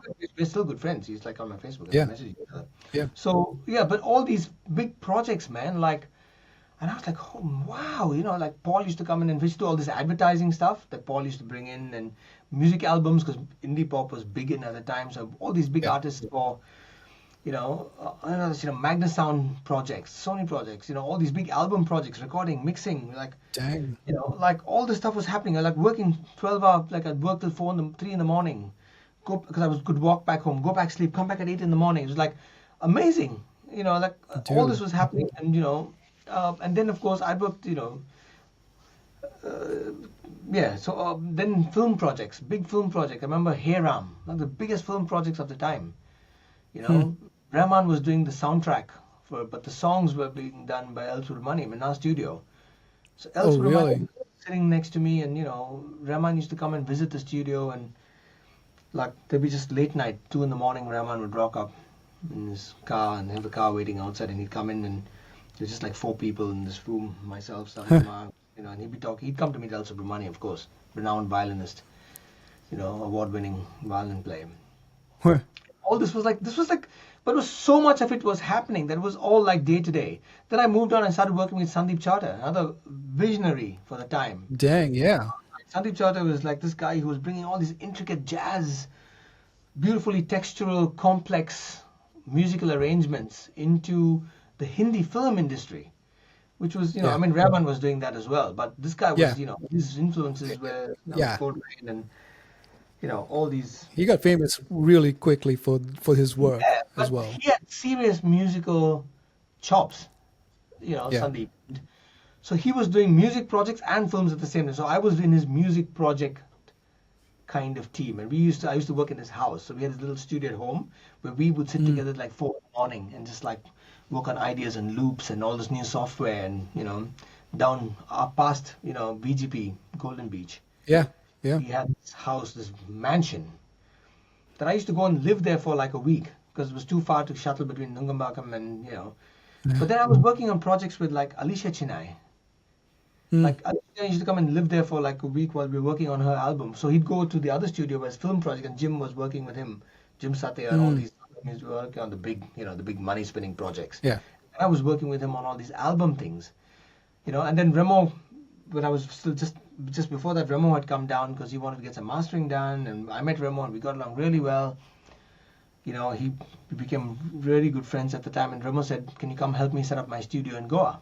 Because I think Dang. Selva Kumar was supplying him with some of the IT stuff, and he said, "Why don't you just get Bobby, who'll come down and stay with you for 3 or 4 days in Goa, and just help you set it up and show you how to use the Dude. software." So I went and lived with Remo for like 3 days, became really close with him, and to this day have maintained that relationship. We're still very close friends. I've gone back and met him after I moved to Australia, but it's okay. I mean, rambling on. So you have to match. So this was my world, right? Everyone knew Yeah. I was doing what I loved, first of all, Yeah. in two very distinct pillars as an audio engineer, working with some of the best Yeah. people, and in one of the top bands at the time. So that massive amount of Yeah. everything. The world was so everything. I Yeah. just turned down work because I was too busy, right? And then I moved. Yeah. So I'm going to go to Australia. I'm going to go and I'm going to be working in all these big studios. I'm going to win the Grammys and This is like 2001. And then I moved to Australia and like boom, nothing, nothing, like zero. I went into a country where the music and the TV industry and the film industry is like a cottage industry compared to India. It's like 1% Oh, really? of what India is, right? And there was that. So, and also, no one knew who I was, and no one cared who I was. For me, that was like a Yeah. bigger thing. I couldn't walk into places and people knew who I was. No one knew. Like Yeah. I couldn't do anything. I was like, I don't know anybody. I don't know Yeah. how to live in this place anymore. Like, I was living in this tiny unit with Jillian's parents. Like, just that bedroom was our room. That was it. So you can imagine, like, from a mental aspect, it was like Yeah. the whole world just went crashing. There's nothing there left anymore. Yeah. Yeah. And because I couldn't function. Like the things that I'd identified myself with as, none of that existed anymore. Your I whole wasn't identity, like right? I Yeah. wasn't like a big rock musician in a big rock band, and I Yeah. wasn't a well-known engineer anymore. I was a nobody, right? I was just a guy who's moved to Australia. So for me, I think that was just the most horrific, I'm going to say, year. Because every morning I'd wake up and go, I want to go back to India. I want to go back to India. And even Sandeep, when I was leaving, was like, why are you leaving, man? Like, you're the guy. Look at what you have. Like, with the band, and you're working with me on these projects, and I want you here. I don't want you to leave. You know what I mean? Yeah. Sandeep was like, why are you Yeah. leaving? We're just building these amazing Yeah. things. We're doing these amazing things together that are Yeah. nationally recognized. You're working with Yeah. some of the best artists in the country. Yeah. In this place. Why are you Yeah. going to this place that? But you know how it is for us. It's like, oh, Australia is like the Yeah. land of milk and honey. It's going to be amazing. I'm Yeah. going to be with all these people who are now in this world. And nothing. So I had to then very quickly go. So I was in massive depression actually. I had massive depression for a year and a half. I was just like, I didn't have, because I didn't have. I think I didn't have an identity anymore. Yeah. My identity was so structured on those two pillars, Yeah. right? And there was, of course, a part of my identity that was the partner of this person now, right? Yeah. Initially, the boyfriend of this person, who's an amazing person, but that part of identity, and then the husband of this person, Yeah. because everything else was so big. Yeah. That part of my identity was very narrow. But when I came here, excuse me, that was suddenly the only identity I had, right? Yeah. Which was, to me, was horrific.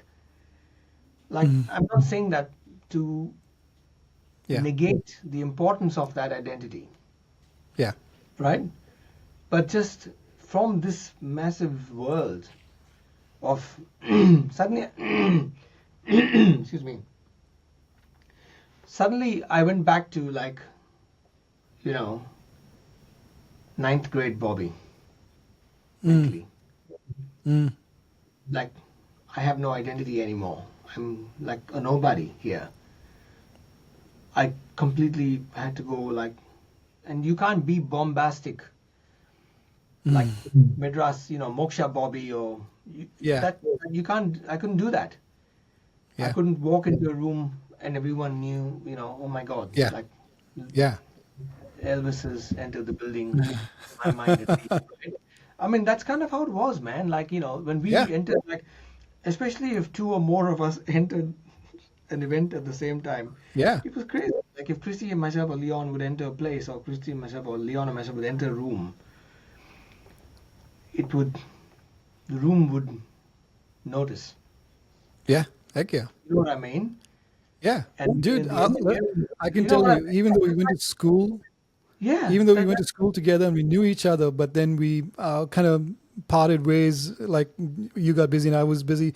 You got big, Moksha got big, and then you came to Unwind Center. I was like, oh yeah, I know this rock star. I'm like a little starstruck. I know this famous person. So even and with I, people you grew up with, what? yeah, and I probably was a dick because of that. Right? No, you were. No, I'm I not like kidding. No, you. no, but it was. I mean, but also I think we were under the premise that we had to behave that way. If you Yeah, were yeah, a rock musician, you had to kind of be aloof and kind of, be yeah, restrict the access that people had to you. Because you're but yeah, so we had to go back to that world, and I had to go back to that. But then I had to very quickly go, okay, shit, no, I got to make a living. I got to make money.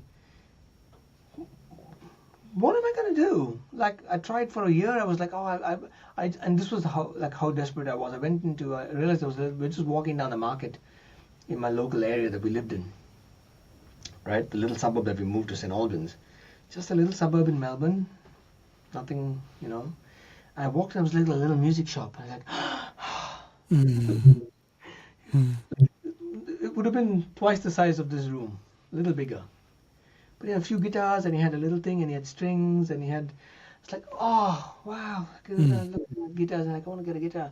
And there was a little bulletin board on the side, right? And again, you go back to moments in your life where you go, if I hadn't walked in, like mm. and had things that then a little trigger point that then sets you. Because I apologize for being rude. Okay, sorry. No worries. The little trigger point. Anyway, and I'll tell you why. Like I walked into this building and I went, okay, recording studio, come and do your songs, little studio, cheap rates. Mm, Okay, okay. I took the details down because I didn't even have a mobile phone at the time because I just come to the country. It would have been like maybe 3 months after I entered, the 4 months after I entered the country. mm, John, okay. And I said, where's this place? And I had to go back home because we didn't have GPS. And we had something called a Melways, which is a book with all the maps. And you can kind of look at the place. I was like, oh, it's just like 5 minutes from that shop. So I walked all the way down and I just walked into this guy's house, man. And I was like, hi, I saw your little note, poster, flyer in the yeah. shop. I'm an engineer. I've just moved from India. Do you need an engineer? And he was like, yeah, come and see. Let's come and see what. And we had a little outhouse that he'd built outside in his backyard, which was like a little section that he'd built. He just had a little room, and he had like a little small mixer, and he had like a computer. And I quickly went down. He's like, oh, you know your chops, man. Like I think initially he was like, oh, some random brown dudes coming Yeah. from India. Like it's Yeah. gonna be shit. But I think in 5 minutes he was like, wow, okay, you know how to use the software? I was like, yeah, I've come, I used to work in film, and then that was it. I kind of, that was my, oh, okay, maybe this is kind of a thing. And I used to do some work with him. It was very little money. I'd make like, I'd go and do a couple of hours of work, and I'd make like 2 or 3 hours of work, or the whole afternoon sometimes. Some guy would want to come and record some demo. And he was a brilliant keyboard player. He was a really good keyboard player, like amazing keyboard player. So I was like $50 for the week. It's like nothing. Even then, $50. I was like, oh my god, $50. I made $50. My money. I've made the money. It was like validation. And Yeah. but when I say pivotal point, that guy introduced me to another guy. Right? Because I've met him. He introduced me to a guy called Michael Gontier, who's one of the most brilliant guitar players I know. Who had a much bigger studio. He like the console, and he was like, oh, this Indian guy. We got along well because he was, Seychelles Island, and we got along well. And then through this guy, I then met people who I know to this day, who kind of opened me to some kind of view of music and the industry So, but if I had not walked into that shop, I hadn't walked down that specific road that day, Yeah. first thing, and if I had not looked at that bulletin board, second thing, and if I had not actually taken the initiative to go, because I could have just looked at the bulletin board and walked away, Yeah. right? Yeah. But I actually went and said, you know what, I have to do this. I have to go, and I was Yeah. desperate. I need to see my people. Yeah. Yeah. Who are, where are my music people? Sorry. Where are my music people? Right? Um, Yeah. I need to go and see these people. But it's a sliding doors moment. But it took a while, man. And I can say it with confidence, it never ever went back to that level of, that I had in India. But then that's when I went to marketing. That was it. I had to Yeah. become, okay, I studied marketing, go and Yeah. do it. And just become a little Yeah. graphic designer guy doing, Photoshop. And I remember Sean used to show me Photoshop back when I was in India, because he was like the Photoshop guy. He had Photoshop on his computer. So we used to play on, I'm talking about 2001 Photoshop, man. Yeah. Yeah. That was it. And then that set me down my marketing pathway. So awesome, dude. Like, so that's quite the story. I mean, and I see some of your videos that you, well, first of all, like you got to record with your mom some harmonies. I'm not sure when, a couple of years ago, I'd imagine, right? Oh, yeah, And yeah, I see yeah. you, yeah, and I see you investing in the youth, some talented youth. I think, first of all, I have to tell you, when you were telling me stories about hanging out with Sandeep Chowda, and during that, it was giving me goosebumps because you were like hustling it, and you were the it guy probably, or You had right? to, yeah. You hear like if I'm sure you watch like Rick Beato, and like on this side of the Yeah, pond, yeah. they talk about all these people who got these humble beginnings, but they were in the right place at the right moment, and Oh, now yeah. have moved on to be like world famous. And in your bubble of the world, you were doing that, right? You were Had that to. person hustling. Yeah, You had to, man, because there's so many people who are doing the same thing. yeah, yeah, This is India, right? It's like every guy down the street is a musician or yeah, has some technical proficiency in the engineering world. So, yeah, and I wasn't like I didn't regard myself to be in that top tier of. I like to think of yeah, myself that way. I'm like a brilliant, yeah, but even I knew I was still learning and things. So I had to yeah, really kind of push myself into, push the doors open to kind of yeah, insert myself into situations. I had to yeah, do that. And then, once if I was allowed into a situation, I had to then prove myself very, very, very quickly. yeah, And I've done yeah, that till now, man. That attitude is kind of something I do across all the pillars of what I do. I yeah. had to do it, you And know. and what Yeah. great teachers you had, right? I mean, Oh, who yeah. who was lucky enough to have like Sandeep Chowda, and A.R. Rahman and all the others like mentoring you and coaching you, right? I mean, you can't get better than that. Yeah, no, I mean, no, I can't claim mentorship from A.R. Rahman because I've only met him a few times and he's been in my world. But I'm Yeah. talking about Okay. I would say as influences in Got terms it. of Okay. how Yeah. sophisticated you could be. Sandeep I think if Chadha, he had demands, right, and you had to meet it, that's good enough. That influence, like, hey, I need this, and if you weren't delivering on quality, he would have yeah, fired you instantly. but you have to be in the room, right? You have to be the guy Yeah. in the room as well. See, that's the thing as well with India. Everything moves very quickly. So it Yeah. didn't matter whether even if I had the chops, if I wasn't Yeah. available to do something or be to solve that Yeah. problem, you'd have to get the Yeah. next person.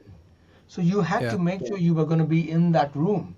So people like Salva Kumar, who visionary, right? The guy who owned the studio I first worked in. I look and I still have great relationships with these people because they were my foundation. If Paul hadn't brought me into that studio, Mm. none of look, it might have gone a completely different way, right? Yeah.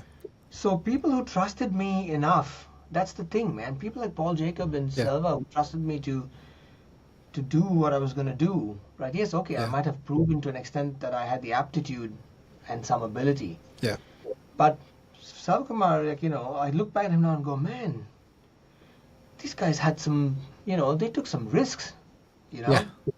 Yeah. in putting me in that room. And Yeah. sometimes I didn't validate their trust. But Mm. for the most part I did, thankfully. But Yeah. this guy used to sit with me, man. Savakumar, he used to sit with me and say, "Here's how this works. I'm going to show you. Let's Mm. sit down. Finish the Yeah. recording. This is what Yeah. you need to do. This is what I do. Here's the tricks I've done." We were all learning. He was learning at the same time because all these Yeah. things were very new. Digital recording and editing. It was all Yeah. tape. You know. So again, the people like Sandeep. You move on to people like Sandeep, and who was like, there was just a joy of discovery. We were like Mm. both kids sometimes. Like, oh my God, you can do that. Oh my Uh, God, you can look at this thing. You can do this. Oh, we uh, should do that in a song. You can uh, reverse it. Oh uh, yeah. Wonder what we could do with that. Let's take something that she's saying, Alicia, and let's like reverse it and let's see what that sounds like. Little did we know that mm. was all happening. It all happened way before with Matlang and Yeah. developer, Yeah. across the Yeah. pond. It was already Yeah. happening years Yeah. before. But for us, it was like, oh wow, you can do all these things. You can layer Yeah. things. You can do like Yeah. 6 tracks of vocals and make it sound. You know what I mean? So if I was with people who didn't want to do any of that, who just wanted to get the basic stuff done and dusted, Yep. I would have been that guy who just did the basic stuff and done dusted. I wouldn't have been Yep. challenged to Yeah. experiment and be Yeah. better and be different. Curiosity, right? Yeah. And be different. We have to be different. Again, that came from because of the fact that you had to have competitive edge.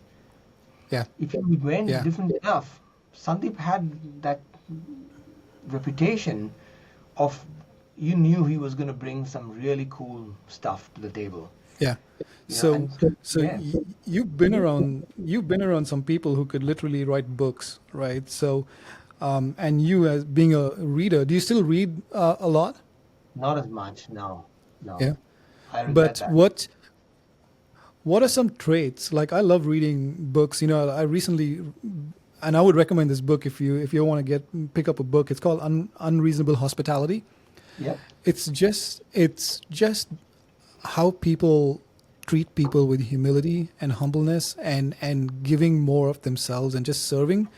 So it's all great traits. You can get it from reading a book, or you can get it from working with Selva Kumar, who invested in Yeah. you, right? And put faith in you, and being humble at the same time. Like what are some traits that you think would be? I know you're pretty successful in your marketing role as well.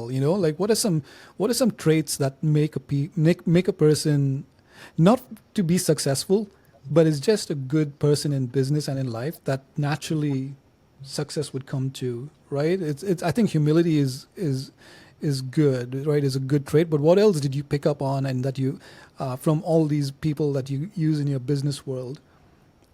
At least you might not have thought of it like I'm taking notes. Oh, he's humble, and that's a trait. But you probably picked up some influences, right, and how to treat Oh yeah. people and how to interact.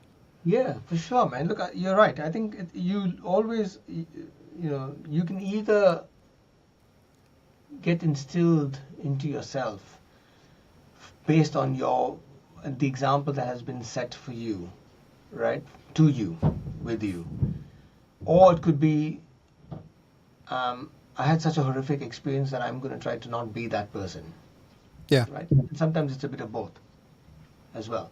So again, I yeah, think the generosity mm, of people in my life to take the time to actually, you know, educate me and mentor me and, you know, be great role models and, have that humility, because they didn't have to do any of that. yeah, Like, I look back now and I go, they didn't have to do any of those things. I could have just been the guy that was hired to do the thing and just go and do it and shut up, and if you don't have the yeah, jobs. But they took the time to, transfer their experience, transfer their knowledge, mm, uh, indulge my mm, curiosity, indulge yeah, my need to want to, and my attitude to want to try creative things and to bring out that side, in a way, in an environment where it was safe and encouraging to do so. And I've seen examples of people who did that, like people who are, whether, like I said, from a mentoring perspective, first of all, right? And that's Yeah. why I love doing it. I love mentoring. I love education. I was a uni lecturer for 2 years in Australia just recently. Oh, 4.5 years. nice. I was in JMC Academy, which is like SAE. I was teaching entertainment marketing at the uni level, doing 3-hour lectures. And that was the best thing I did, one of the most rewarding things I did in my life. We just don't get paid. Like, teachers don't get paid enough. And that's one of them. We need to pay our educators a lot more all over the world. But what we're Absolutely. doing is it can't be, the value can't be measured Yeah, in cost. So, for but sure. again, mentoring and, for me, again, even in business, I had people who took the time to kind of include me in rooms where normally a person of my stature wouldn't have been included. As a junior marketing coordinator person, you wouldn't be included in those conversations, right? But they did. So I understood the big picture from a marketing point of view, understand what the intentions were, understand that I was able to witness how these things were being built, these strategies, these execution, how, and that was how you learn to become a generalist marketer. So again, both sides of the story, right? Both from a music side of things, you understand that Yeah. humility. So the urge, the need, and the attitude to give back, to share Yeah. the knowledge that you have. Knowledge, there's no Yeah. secret sauce. There's nothing Yeah. proprietary about wisdom that you have gained. Yeah. There shouldn't It's be, true. it shouldn't be proprietary. Yeah. Wisdom you have gained shouldn't always be shared, right? That's something that was instilled into me from young through uni to being in professional situations, both in marketing and in music.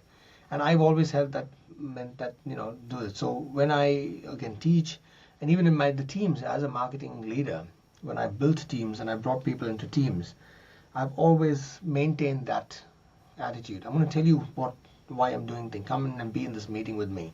And they're like, really? Like, yeah. Yeah. And a lot of people Yeah. would even in my company go, why are you bringing the marketing coordinator into the kind of a strategic conversation at a higher level? I'm like, no, because if they're going to be building the thing, Yeah. why should I be the middleman? Yes, I'm going to Yeah. manage that process, but I want them to Yeah. understand why the thing, what is the thought process and decision making and conversation that led to the decision to build the Yeah. thing that they're going to build. Yeah. Talking to people, sharing them, sitting down with them and saying, here's the strategy behind how I think you should operate. Here's how I think you should build this copy. Here's how I think you should build this artwork. Right? All the way then from music side of things, providing an environment where I can mentor the people I know. Like my nephews, my nieces, Yeah. man, I'm in Yeah. awe of them. I'm in awe of my nieces and nephews. And people who are Heck yeah. that age who are my family, like younger people who I Yeah. am fortunate enough to be around. Like, my friend Robin, I don't know Robin Holt, his son Liam, bass player, still 16, man. Like, Yeah. they're playing Rage Against the Machine and Extreme, Yeah. and, my nephew Cassius, who's just, I look at him play and I go, oh my God, Dude, who must have, played? Which did they play Megadeth recently? Tornado, yeah, was it Tornado of Souls? yeah, Yeah. and he plays Superstitious. He's playing Yeah. Superstitious solo on my thing. Yeah. And he did a song with me called, Just Like You, and he's, Yeah. I've but, seen that. Yeah. for me, and then my nieces, who are like bona fide pop stars, really, like both my nieces, my older niece, Sienna, who's, just an amazing, amazing singer with so much, technique and just, and she was in the Tina musical. She was playing young Tina Turner in the Tina Oh, Turner really? musical, touring the country, living in Sydney for 8 months, and she's 14. Dang. Making a living as a professional singer, and then Mm. her younger sister Zoe, again, oh my God, and she's now the younger sister. So now Sienna's left that role, Mm. and now Zoe is now playing that role, Oh, right? really? That's And I'm nice. telling Yeah. you, man, I went in to watch this girl play young Tina Turner in this Tina Turner. She was sitting in a this is a professional theatre situation, like Wicked, and like a professional theatre Yeah, situation. yeah. Sold out house of people who have paid $200 plus a ticket to come and watch this thing, selling out night after night after night after night, month upon month upon. She's doing it as a professional singer while doing school. Both of these girls are, right? 3 shows a week sometimes, like in a professional situation, press, media, red carpets, all this thing, right? I swear to God, man, like this girl, like she's an old soul. Sienna is the older girl.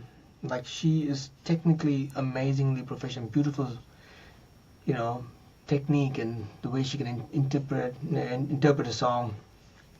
And you sit there going, and she was on Australia's Got Talent and all these kind of things. And then the younger girl, oh, she's lived before.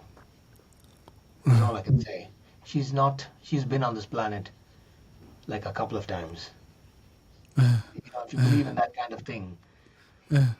She sings and, the world stops around her. I'm telling you, man, it's a very, very profound thing. Like she Yeah, stepped dude. on. Is there anything on YouTube I can look it up? Is it? Yeah, there will be. I'll search it up. Yeah. I'll send you some links and things. But she would just create. She's a songwriter. Oh, really? She's the virtuoso singer who can write music, but Zoe just creates. Like she'll just sit there and play a piano. She'll say, Zoe, sing about the beach. And she'll just sing about the beach. She'll be singing for 15 minutes. Yeah. She'll have She's got it, right? She'll freestyle rap over like 10 minutes of music just without even thinking about it. Yeah. And Yeah. just her she Effortless. reminds me of that 9-year-old Michael Jackson. Mm.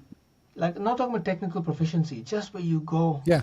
the world stops. They have something and you special. go, Yeah. and they're telling you a story that you believe they have experienced Yeah. in real life. Yeah.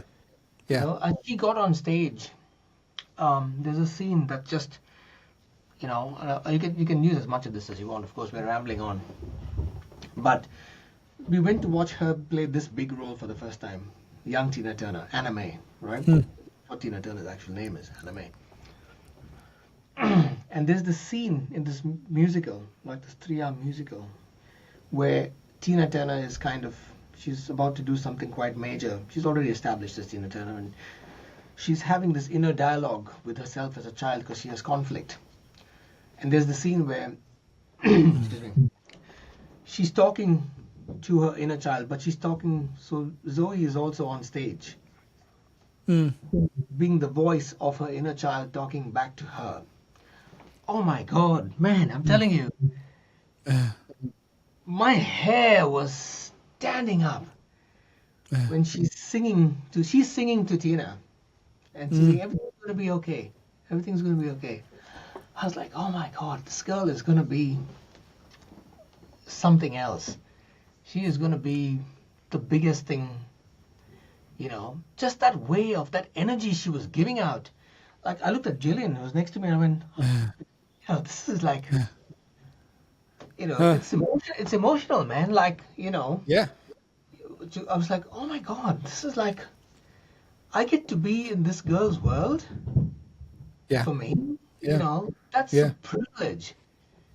And I see that with across the board. Like when I'm with these kids and they're doing what they're doing and they have access to, a state-of-the-art recording studio. Yeah. My abilities and all of those things. But it's the other way around for me.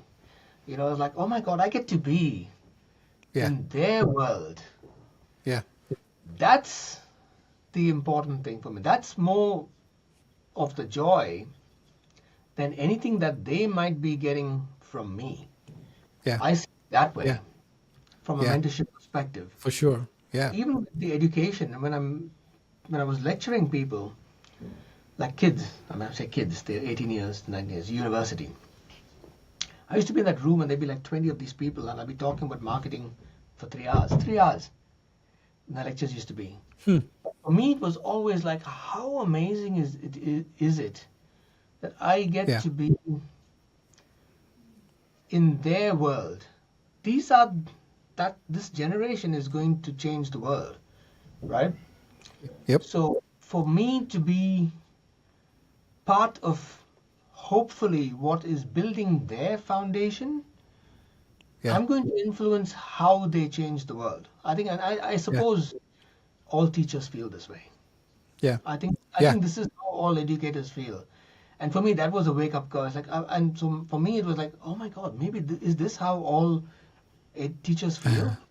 You know what I mean? It's Yeah. like, Yeah. it's. I would do this the rest of my life Yeah. if it paid Yeah. more.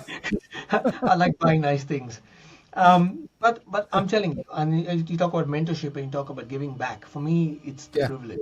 It's a privilege. It's Yeah. not. It's not. You know. Yeah. Yeah. It is. Yeah. And I think it ties Yeah. back into you're working on your mental health, like happiness. I think they did a study like happiness is people feel extremely happy and they feel fulfilled when they give. So giving away and mentoring is just good on people mentally even because it Oh yeah. right you know so so Bobby, I know you have some big news and I've been following you obviously on Facebook. So how did you get to wear the jacket you're wearing? What was the journey like, and Oh. what does it entail? Well, look. I mean, man, we grew up watching the Grammys, right? Yeah. And I remember the first time ever. I mean, I don't know if it was the first time they broadcast it in India, or maybe the first time I saw it. I was very young, maybe 1983. The 1984 Grammy Awards, right? Doordarshan. And that was the Michael Jackson year.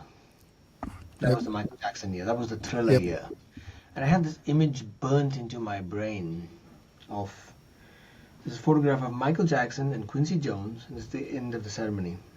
And he's holding, like, he's got his hands like this, and he's holding like 8 Grammys. And that Yep. image was just like, oh my God. Like, and that was the first time I'd ever heard Michael Jackson. I was like, oh, who's this guy? Like, and again, of course, that what else happened after. But for me and for anyone who's in the music industry, the Grammys are such a, it seems like this thing that is just happens to other people, Yeah. right? Yeah. Yeah. It happens to other people. Yeah. And it's like, as part of being someone in the music world, it's always such an amazing world. And then what happened was I started to realize, and for me, it's always like, is there a way I could actually be part of that world? Or is it just Mm. not, people like me don't get to be part of that world, Mm. And then I started to understand how it all worked. And I have to thank my friend Sriram for this because he was the guy who always wanted to kind of be part of the academy in some way, right? To me, it was always like this unreachable thing. I'm just going to do Yeah. what I do in a little studio and be Yeah. happy and do music, and I'm never going to be part of that world, right? Because it's for people like Michael Jackson and Yeah. Paul McCartney Yeah. and Taylor Swift, and Yeah. But he said we should be voting members. You can be a voting member, right? I was like, what do you mean? What do you mean voting member? I didn't even know how Grammys were like happened. And it's like, Yeah. no, this is how it happens. Like there's voting members, and you have to be a renowned person in the industry, and you get inducted by the Grammy. You get chosen by the thing, and then you actually vote on who's being the Grammy. He's like, really? That's how it happens? Like, okay. And he said, I'm going to try and get the thing. So I think he tried, and I said, you go for it, man. Like, I still don't believe it. I've got too much going on. I'm trying to make a living doing marketing, and all this stuff was happening. So he became a voting member. He was inducted. He's one of the most brilliant singers I've worked with. So he had a lot of credibility and things like that. And then he said, this is how it works. So you have to be nominated by 2 existing Grammy full Grammy voting members, right?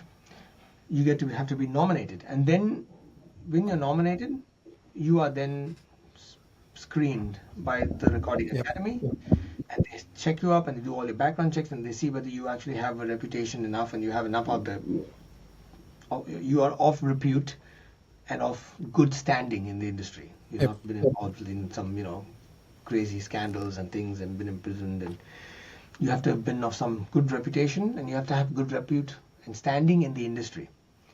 And then they whittle it down to like, you know, a hundredth of people who are nominated, and then you get inducted in. So I was fortunate that these two people, Sriram and then another keyboard player called Mark Riccardi, who's a brilliant keyboard player who's also in Sydney, and he's out of New South Wales, and he's someone I'd met, online. They nominated me, and I went, yeah, it's not going to happen. But hey, it's fine. Thank you very much for the nomination. And then starting in June, we get this email going, we're happy to inform you that you are now inducted into the Recording Academy as a voting member. Like, what? Oh, wow. Like, you wake up to this email, and it's all very unreal. And, like, oh my God, like, really? And yeah, that's how it happened. And then I understand how the process works, People submit their songs. It's not like, I was like, it's not, this is the myth about the Grammys. Like, people think it's like 10 people in a room and they decide what will happen. No, it's a very, very long-winded, sophisticated process. So you have to, the Grammys don't pick people. You actually have to submit your music to be considered for Grammy nomination. You have to submit it. Doesn't matter if you're Taylor Swift. It doesn't matter if you're Paul McCartney. You have to submit. Oh, really? You have to submit it? You have to submit it. They don't just look at what's happening out there and then put. No, Oh, okay. you as an artist or an artist management or whatever, or label, have to submit the music, and you have to say, I'd like to submit it in this category, whether it's gospel, whether it's Christian music, whether it's country. Oh, really? Rap. Yeah, you have to go and do that first. And there's a cutoff date. If you don't do it, so there's an eligibility period, and then you have to the music has had to have been released in that period, right?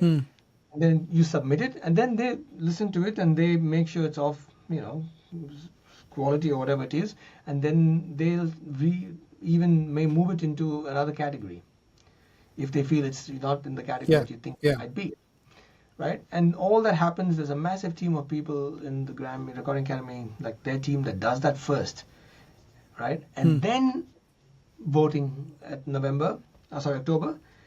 First round of voting happens, and then it's such a profound thing. You go, you go,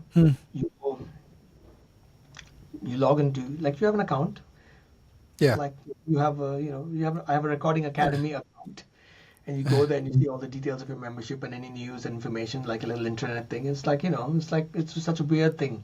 You have an account, like log with the username and password.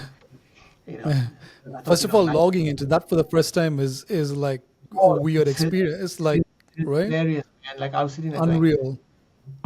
And then you open up, boom, Bobby Baskren, full voting member. Here's your number. Here's your thing. Here's the categories. Here's how you are, because you have to choose in what vertical you are being inducted. Are you going in as a songwriter? Are you going as a producer, as an engineer, as a music educator, as a media person? You can enter in all of these things, right? So then it's like, okay, voting, and there's a lot of information they give you beforehand, like, this is what the process is going to be, here's the thing, voting is now open on this day for a week.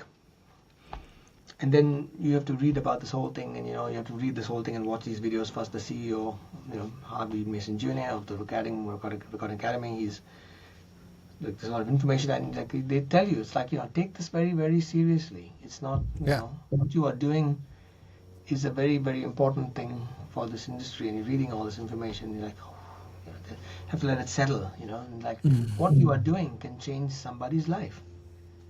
Like, being a Grammy nominee, like, forget about winning. Grammy nominee. That is now how you are referred to for the rest of your life. You will be That's introduced the lowest everywhere bar in your life, right? that's like, you will be introduced everywhere. You are introduced as Grammy nominated artist, whatever person's name, or Grammy winning. So take it very seriously when you hit that click. It's not just hitting a tick. That little thing that you're doing. And I took it very seriously, and and I hope I still take it as seriously 10 years from now. Like, not just for the first time. And it's profound. You go in and you see this list of people in each category. So the 6 categories that everyone can vote in. Like, this is top 6 categories. Song of the Year, Record of the Year, Album of the Year, Best New Artist, and Best Songwriter, non-classical. So basically pop, rock songwriter. Everyone can vote. Everyone all over the world can vote, and all the Grammy voting members vote. But then you can only pick 3 other categories outside of that you vote in. So preferably areas that you are kind of function in. So Yeah. whether it's, country, rock, pop, or Got it. Christian, Yeah. gospel. Which I realized there's a difference for the first time. There's a difference between gospel and Christian. I Huh. didn't know that. What's the difference? I've been told that the difference is if it's to be seen in the gospel, your lyrics might include scripture. Okay, got it. You might have a phrase that's something. Again, Yeah, this yeah. is what Okay. I'm not sure. Whereas Christian could just be exalting the Okay. message. Okay. But so I picked 3 categories, and it's just the great equalizer, man. This is like the great equalizer. First of all, you go in there, and I don't think I'm giving away anything proprietary here. You see Song of the Year, and you just see all the names of these people, right? And there's nothing. It's not dependent on how many streams you've had, how many sales you've had, how many awards you've won. Nothing. Oh, really? It's like it could be like your song, like artist name, song. Here's the button to listen to the song. That's it. It's almost like an Excel spread, like you kind of it'll be your song, my song, Michael Jackson, Paul McCartney. It's like there's no like I'm a premium member, so I'm gonna get like a highlighted draw. No, it's like everything's the same. So it's like the great equalizer, Yeah. right? And then you choose out of that list of people, which like it's quite extensive. It took me 2 days. Like Song of the Year is like 600 entrants. Dang. Like how if you want to do it ethically and kind of do it with integrity, you got to listen to like 20 seconds, at least 20-30 seconds of each song, right? Anyway, so you choose your top 6 or 8. Certain categories have 8 nominees, choices. Certain categories have 6. Choose them, and that's it. You're done. And then So how? the top, So when you're choosing the song of the year, is it simply? you have to Is listen it to simply it like? as a What's song. that? You have Yeah. to just listen to it on its artistic merit, not how many That's views it it. had, who's it from. Yeah. You have to try and remove Yeah. all that bias from your mind And go. is that's there it. like technical guidance? Like, are you listen with your producer ears, or are you just listening as a consumer? Do I like it or not? Well, yeah. Look, it's hard to say because everyone's going to listen with different things. For me, is it like Yeah. does this song touch me? Yeah. Does this say something to me? Do I feel it's cool? Would I dance to this in the club? There's lots of different things depending on the category of music Yeah. you're looking at. You might use Yeah. different criteria. Like if I'm Got it. voting in a category for best engineered album, Got it. Yeah. I am kind of listening for technical Yeah. proficiency, right? Yeah. So yeah, and that's it. You choose your thing, and then you say thank you very much, and then it's done. And then 2 weeks later, they announce the nominations, and it's a fantastic thing to watch people whom you've now become, because the moment you become a voting member and you add that to your bio, Yeah. everyone connects with you. All the other Yeah. voting members, because Yeah. they all know you're now part of this very kind of elite ecosystem, and also they're all Yeah. submitting music, right? So they want to kind of be friends with you, so that you might Yeah. see Yeah. their Yeah. song come up, and you want to build a relationship with you. Hopefully that you support their music, right? So so I know 8 people now who are nominated for Grammys, like personally. It's a fantastic thing. So then they announced that thing. It's life changing. Everyone is you're nominated. Yeah. And now on the 12th, what are we on? 8th. 7th. For you, 8th probably. 7th, 8th. So on the 12th, the final round of voting opens for about Oh, nice. 20 days or that's like 20 days because it's all during Christmas to give you more time. Yeah. So now when I go back in and I log after the 12th, in those categories that I voted, when I click on it, only 6 names will come up. And that's even Yeah. crazier. 'Cause when I click that button, I'm saying Yeah. this Yeah. is who I think should win. And that's, Yeah. and of course, when they do the math, Yeah. that's it. You don't hear anything more. And then the next time you hear about it is at the ceremony where you go and the Grammy goes to. And that's So do you get invited to the Grammys as well? Is there an option for you to go? You can. Oh, really? Yeah, I am. Are you planning on it? Of I course am you again. are. Yeah. Nice, dude. Yeah. Get the Grammys in LA. You have to still get a ticket though. It's not like you just walk in and Yeah. Yeah. So Yeah. you might miss out.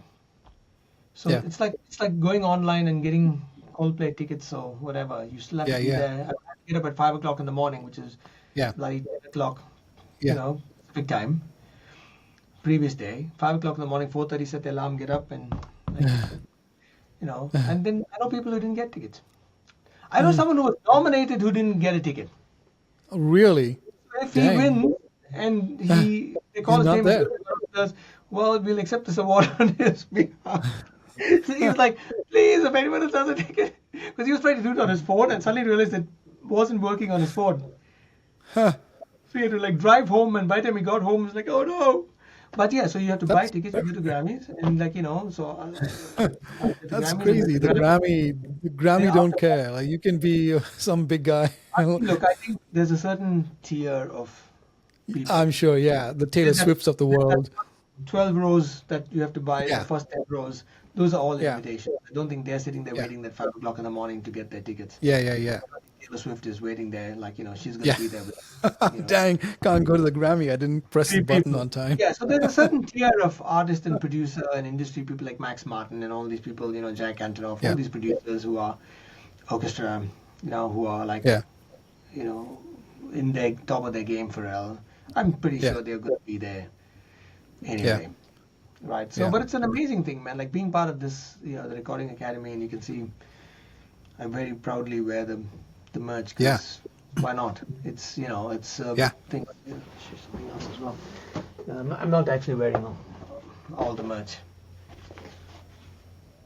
Oh, sweet. I like that, dude. It's killer. It's but why not? And I think it has opened doors. It has added to a significant amount of credibility.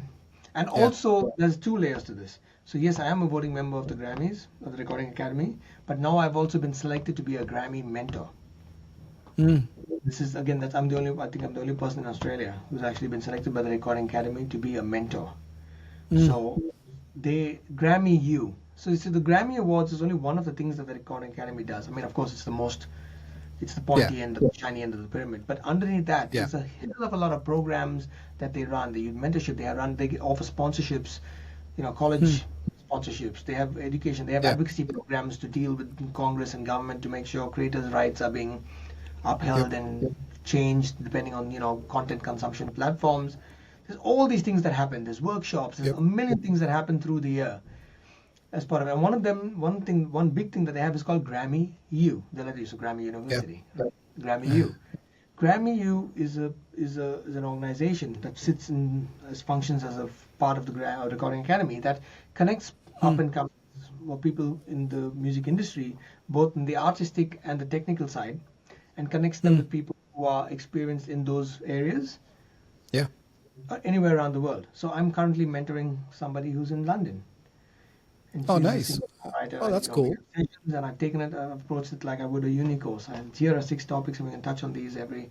So I get to be part of that world, and that's fantastic. So I'm technically working with the Recording Academy. I'm not just a voting member, and I'd like to expand Yeah. the scope of what I do with them as well.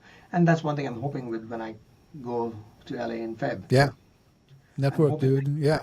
Set up some conversations, Yeah.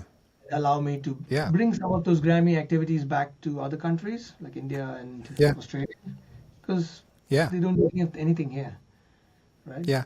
Like, Is there a the quota like for Australia? Like only like 5 people can be. I'm sure there's some quota, I right? don't Like, think there's anything like that, but I think it's oh, also really? about how proactive you are, man. Like, this is the thing. I'm always looking to see the new, because the moment you become a member of the Recording Academy, like a voting member, you are now in their newsletter list, right? As with any business.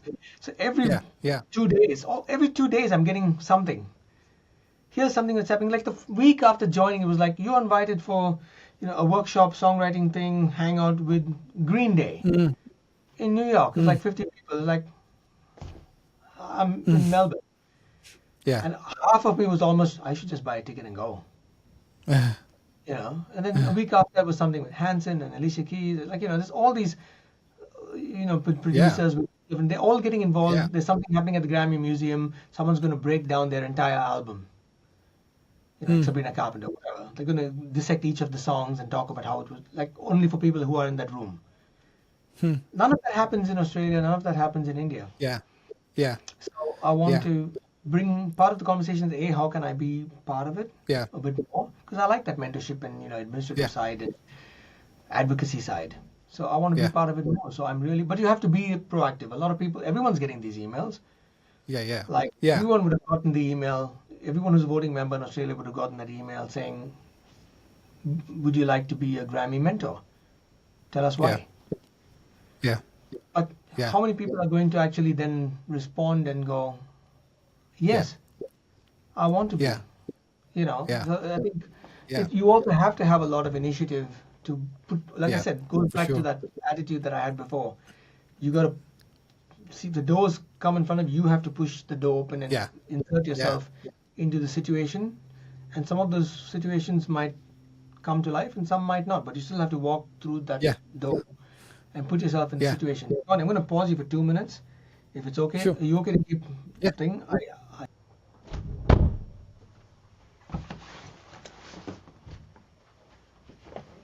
Hey, I'm back. Sorry. Sweet. You're gonna have to do some crazy editing on this to bring it down to a size that you think is. No, I don't. I won't edit much. I'll probably edit the this part, the space. But if not, I just tend to put it up Up all to you, man. natural. Up to you. Yeah. But yeah, so I think, look, Yeah. and I think, but that's why I laugh when people like now I know, how it works, how this works. Like people say, Yeah. oh, the Grammys are rigged, they've snubbed this artist, it's no, man, you can't do that. You can't rig the Grammys. Yeah. Like it's so much of auditing and this, like diligence and security around the Yeah. process to keep the integrity of the process proper, like to keep the integrity of the Yeah. process.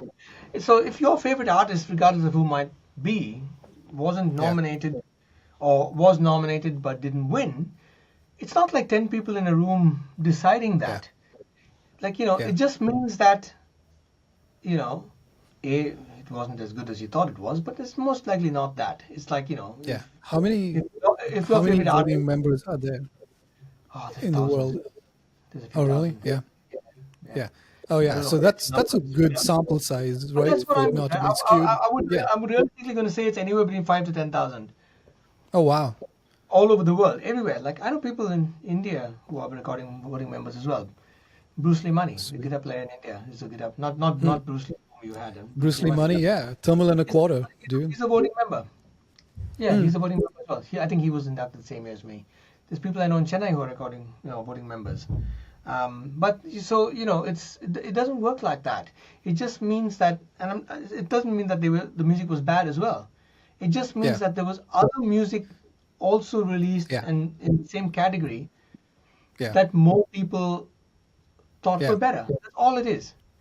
Yeah. So it's funny. And I mean, now that I'm in that process, you kind of understand. I'm actually was probably going to do like a little video that here's how you win a Grammy. I was going to actually do one of those things and put it on my thing. Hmm. But that's how the process works. It's a fantastically well. That's democracy at its best. Yeah. Yeah. You, I think you can't 10,000, and 5,000 people. you can't even email people and tell them um, here's my songs, vote for me, vote for me, vote for me. You actually kicked out the recording Yeah. academy for doing things like that. I mean, look, there's a I'm gray sure. area. You can actually connect with people and say, for your consideration, I am Yeah. submitting music in this category, so I would love you to Yeah. listen to it and consider it. And that's it. Yeah. You can't tell people who you Yeah. voted for. You can't even tell people that you voted for them, because that's the integrity of the. I'm sure Yep. people do behind the scenes, but you can't. I couldn't tell, like I had people going, "Can I watch when you're doing it?" They're like, "No." Like, you know what I mean? Like, you can't watch while Yeah. I'm doing my niece. Like, can I watch you? Can I be there? Like, no. You can't, like you got to maintain the Yeah. integrity of the process. So so yeah, that's fascinating. I thought you would know ahead of time or have an idea even like you even don't know who's winning. No, All you did was just cast your vote and that's it. no.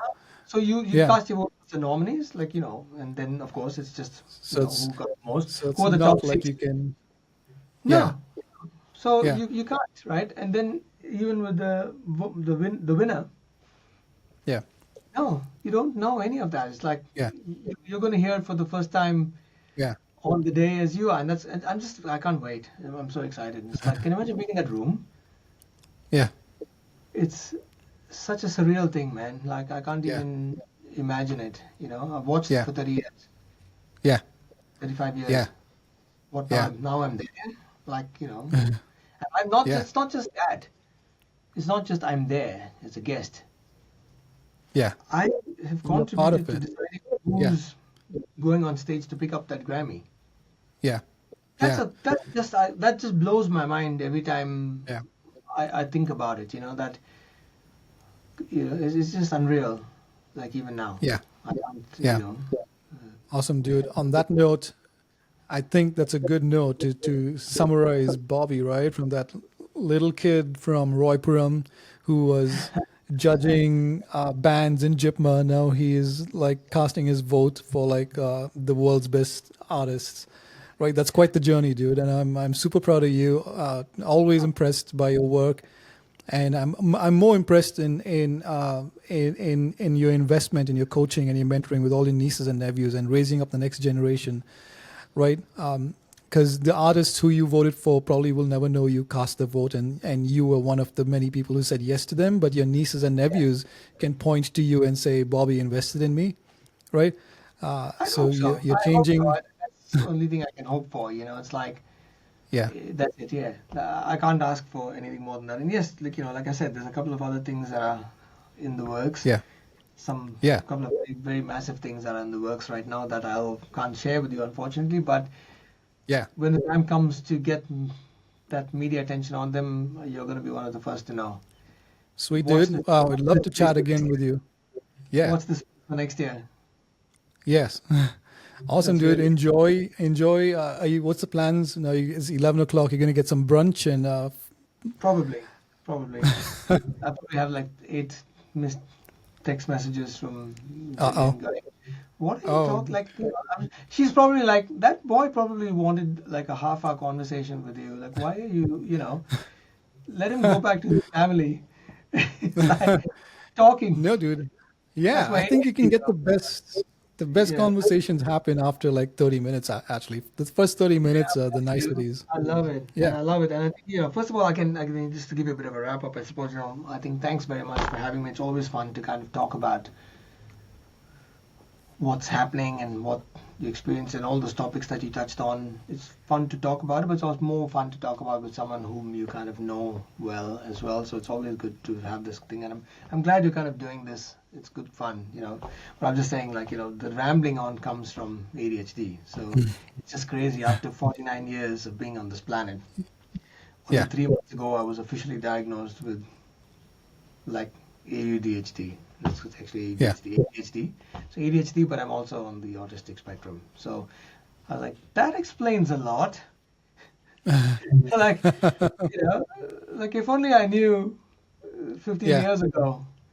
yeah. So, and it's so funny, and like you can take this off the record again. I can watch it. Like I was watching. If you watch Rick Bader's interview with Nuno Betancourt, it is one of the best he's Hmm. done. Like if you haven't watched it yet, watch that. Like watch it now. Mm. Like it's 2.5 hours of time that you will love. He is so off the charts with ADHD. Nuno, I don't know if Yeah, he's been diagnosed yet. Rick Beato will ask him a question and he'll go off on this beautiful long story, which is an amazing story, don't get me wrong. yeah, And then yeah, Rick yeah, Beato, okay, no, I'm just going to bring you back to the question. But it is one of the most, and I think outside of that, I think Nuno's interview is an interview that every musician should watch. It doesn't yeah, matter what you play or, you know, yeah, the insight that he gives, the respect and love he has for yeah, people like Eddie Van Halen. He doesn't even call him Eddie. He's like calls him Edward. yeah. Edward, yeah, Yeah, it's like he talks about the way he talks about Paul McCartney, the way he talks about yeah, you look at him and like again, we look at him and go, "You're fucking Nuno Betancourt, man. yeah, What's wrong with you? Like you're the yeah, god of guitar." yeah, yeah, And he's like, yeah, oh my God, people like Brian May, and even Helen. He's like, I didn't want to be in the room, like this is after Extreme. I'm talking, this is like after Pornography. Hmm. He's like, I couldn't say anything when Edward came into the room. He's like, and he came in this hug and he gave me this kiss on my lips. And he's like, I'm like in presence of, and he was hanging out with Paul McCartney and like, and did this project with Paul McCartney. And he's like, oh my God, I can't believe I'm standing, 1 foot away from, Uh, you know, yeah. this guy. Like, who look who Yeah. I'm standing behind, and like, okay, I get Paul McCartney. I understand, like Yeah. Yeah. it's Paul McCartney, right? Yeah. Yeah. But I was like, but dude, you're not me. You're Nuno Bettencourt. Yeah. You know? Yeah. But Yeah. it's amazing, and I suppose that's why I'm saying it's like it's not it's a never-ending thing. Like you Yeah. say, you had that same effect with me. I say I had that same effect with watching Sudin and all these other people, and Yeah. Don and Paul and all these Yeah. other amazing people, and Jim and Timmy, and they probably had the other people. And then you have people like Nuno Sure. Bettencourt, who's like looking at Paul McCartney and going, oh my God, I can't believe I get Yeah. to be on this place with these guys, and it's just but so you see, it's like a never-ending. Yeah. Everyone, Paul McCartney probably looks up to Michael Jackson felt that way with James Brown, Yeah. with Frank Sinatra, and Yeah. he look at Frank Sinatra Yeah. and go, Frank Sinatra called him after watching the Motown thing and went, oh my God, I love how you move, and Michael Jackson like, oh my God, I can't believe you're saying that because I think you're the best. Mm. He told Yeah. Frank Sinatra, like, I can't believe you're calling me. Like, I think you're the best I Yeah. ever lived. Yeah. Frank Sinatra, We really? just Like, stand on the you're, shoulders what I of mean? So a you're giant. always kind of standing on the shoulders of other people Yeah. who have kind of brought you to that Yeah. position, and Yeah. outside of everything I do with marketing, and yes, I can do all that. I'm trying to transition away from that corporate shit. I'm kind of done. I want to use the marketing expertise in the music industry, and I've used it for my own brand, and I've mentored other brands. But Yeah. I think the Yeah. project that I'm telling you about, when I get to tell you about it, you're going to go, I see it now. It's kind of all those worlds are now coming together. Like it's going Sweet, to be. dude. Definitely. We'll chat again. Maybe after the Grammy. Anyway, I'll let you go, man. Absolutely. Thank you for your time. Yeah. Good. Appreciate it. You bet. See you, dude. And Have a good one. when I speak to you. See ya. See ya.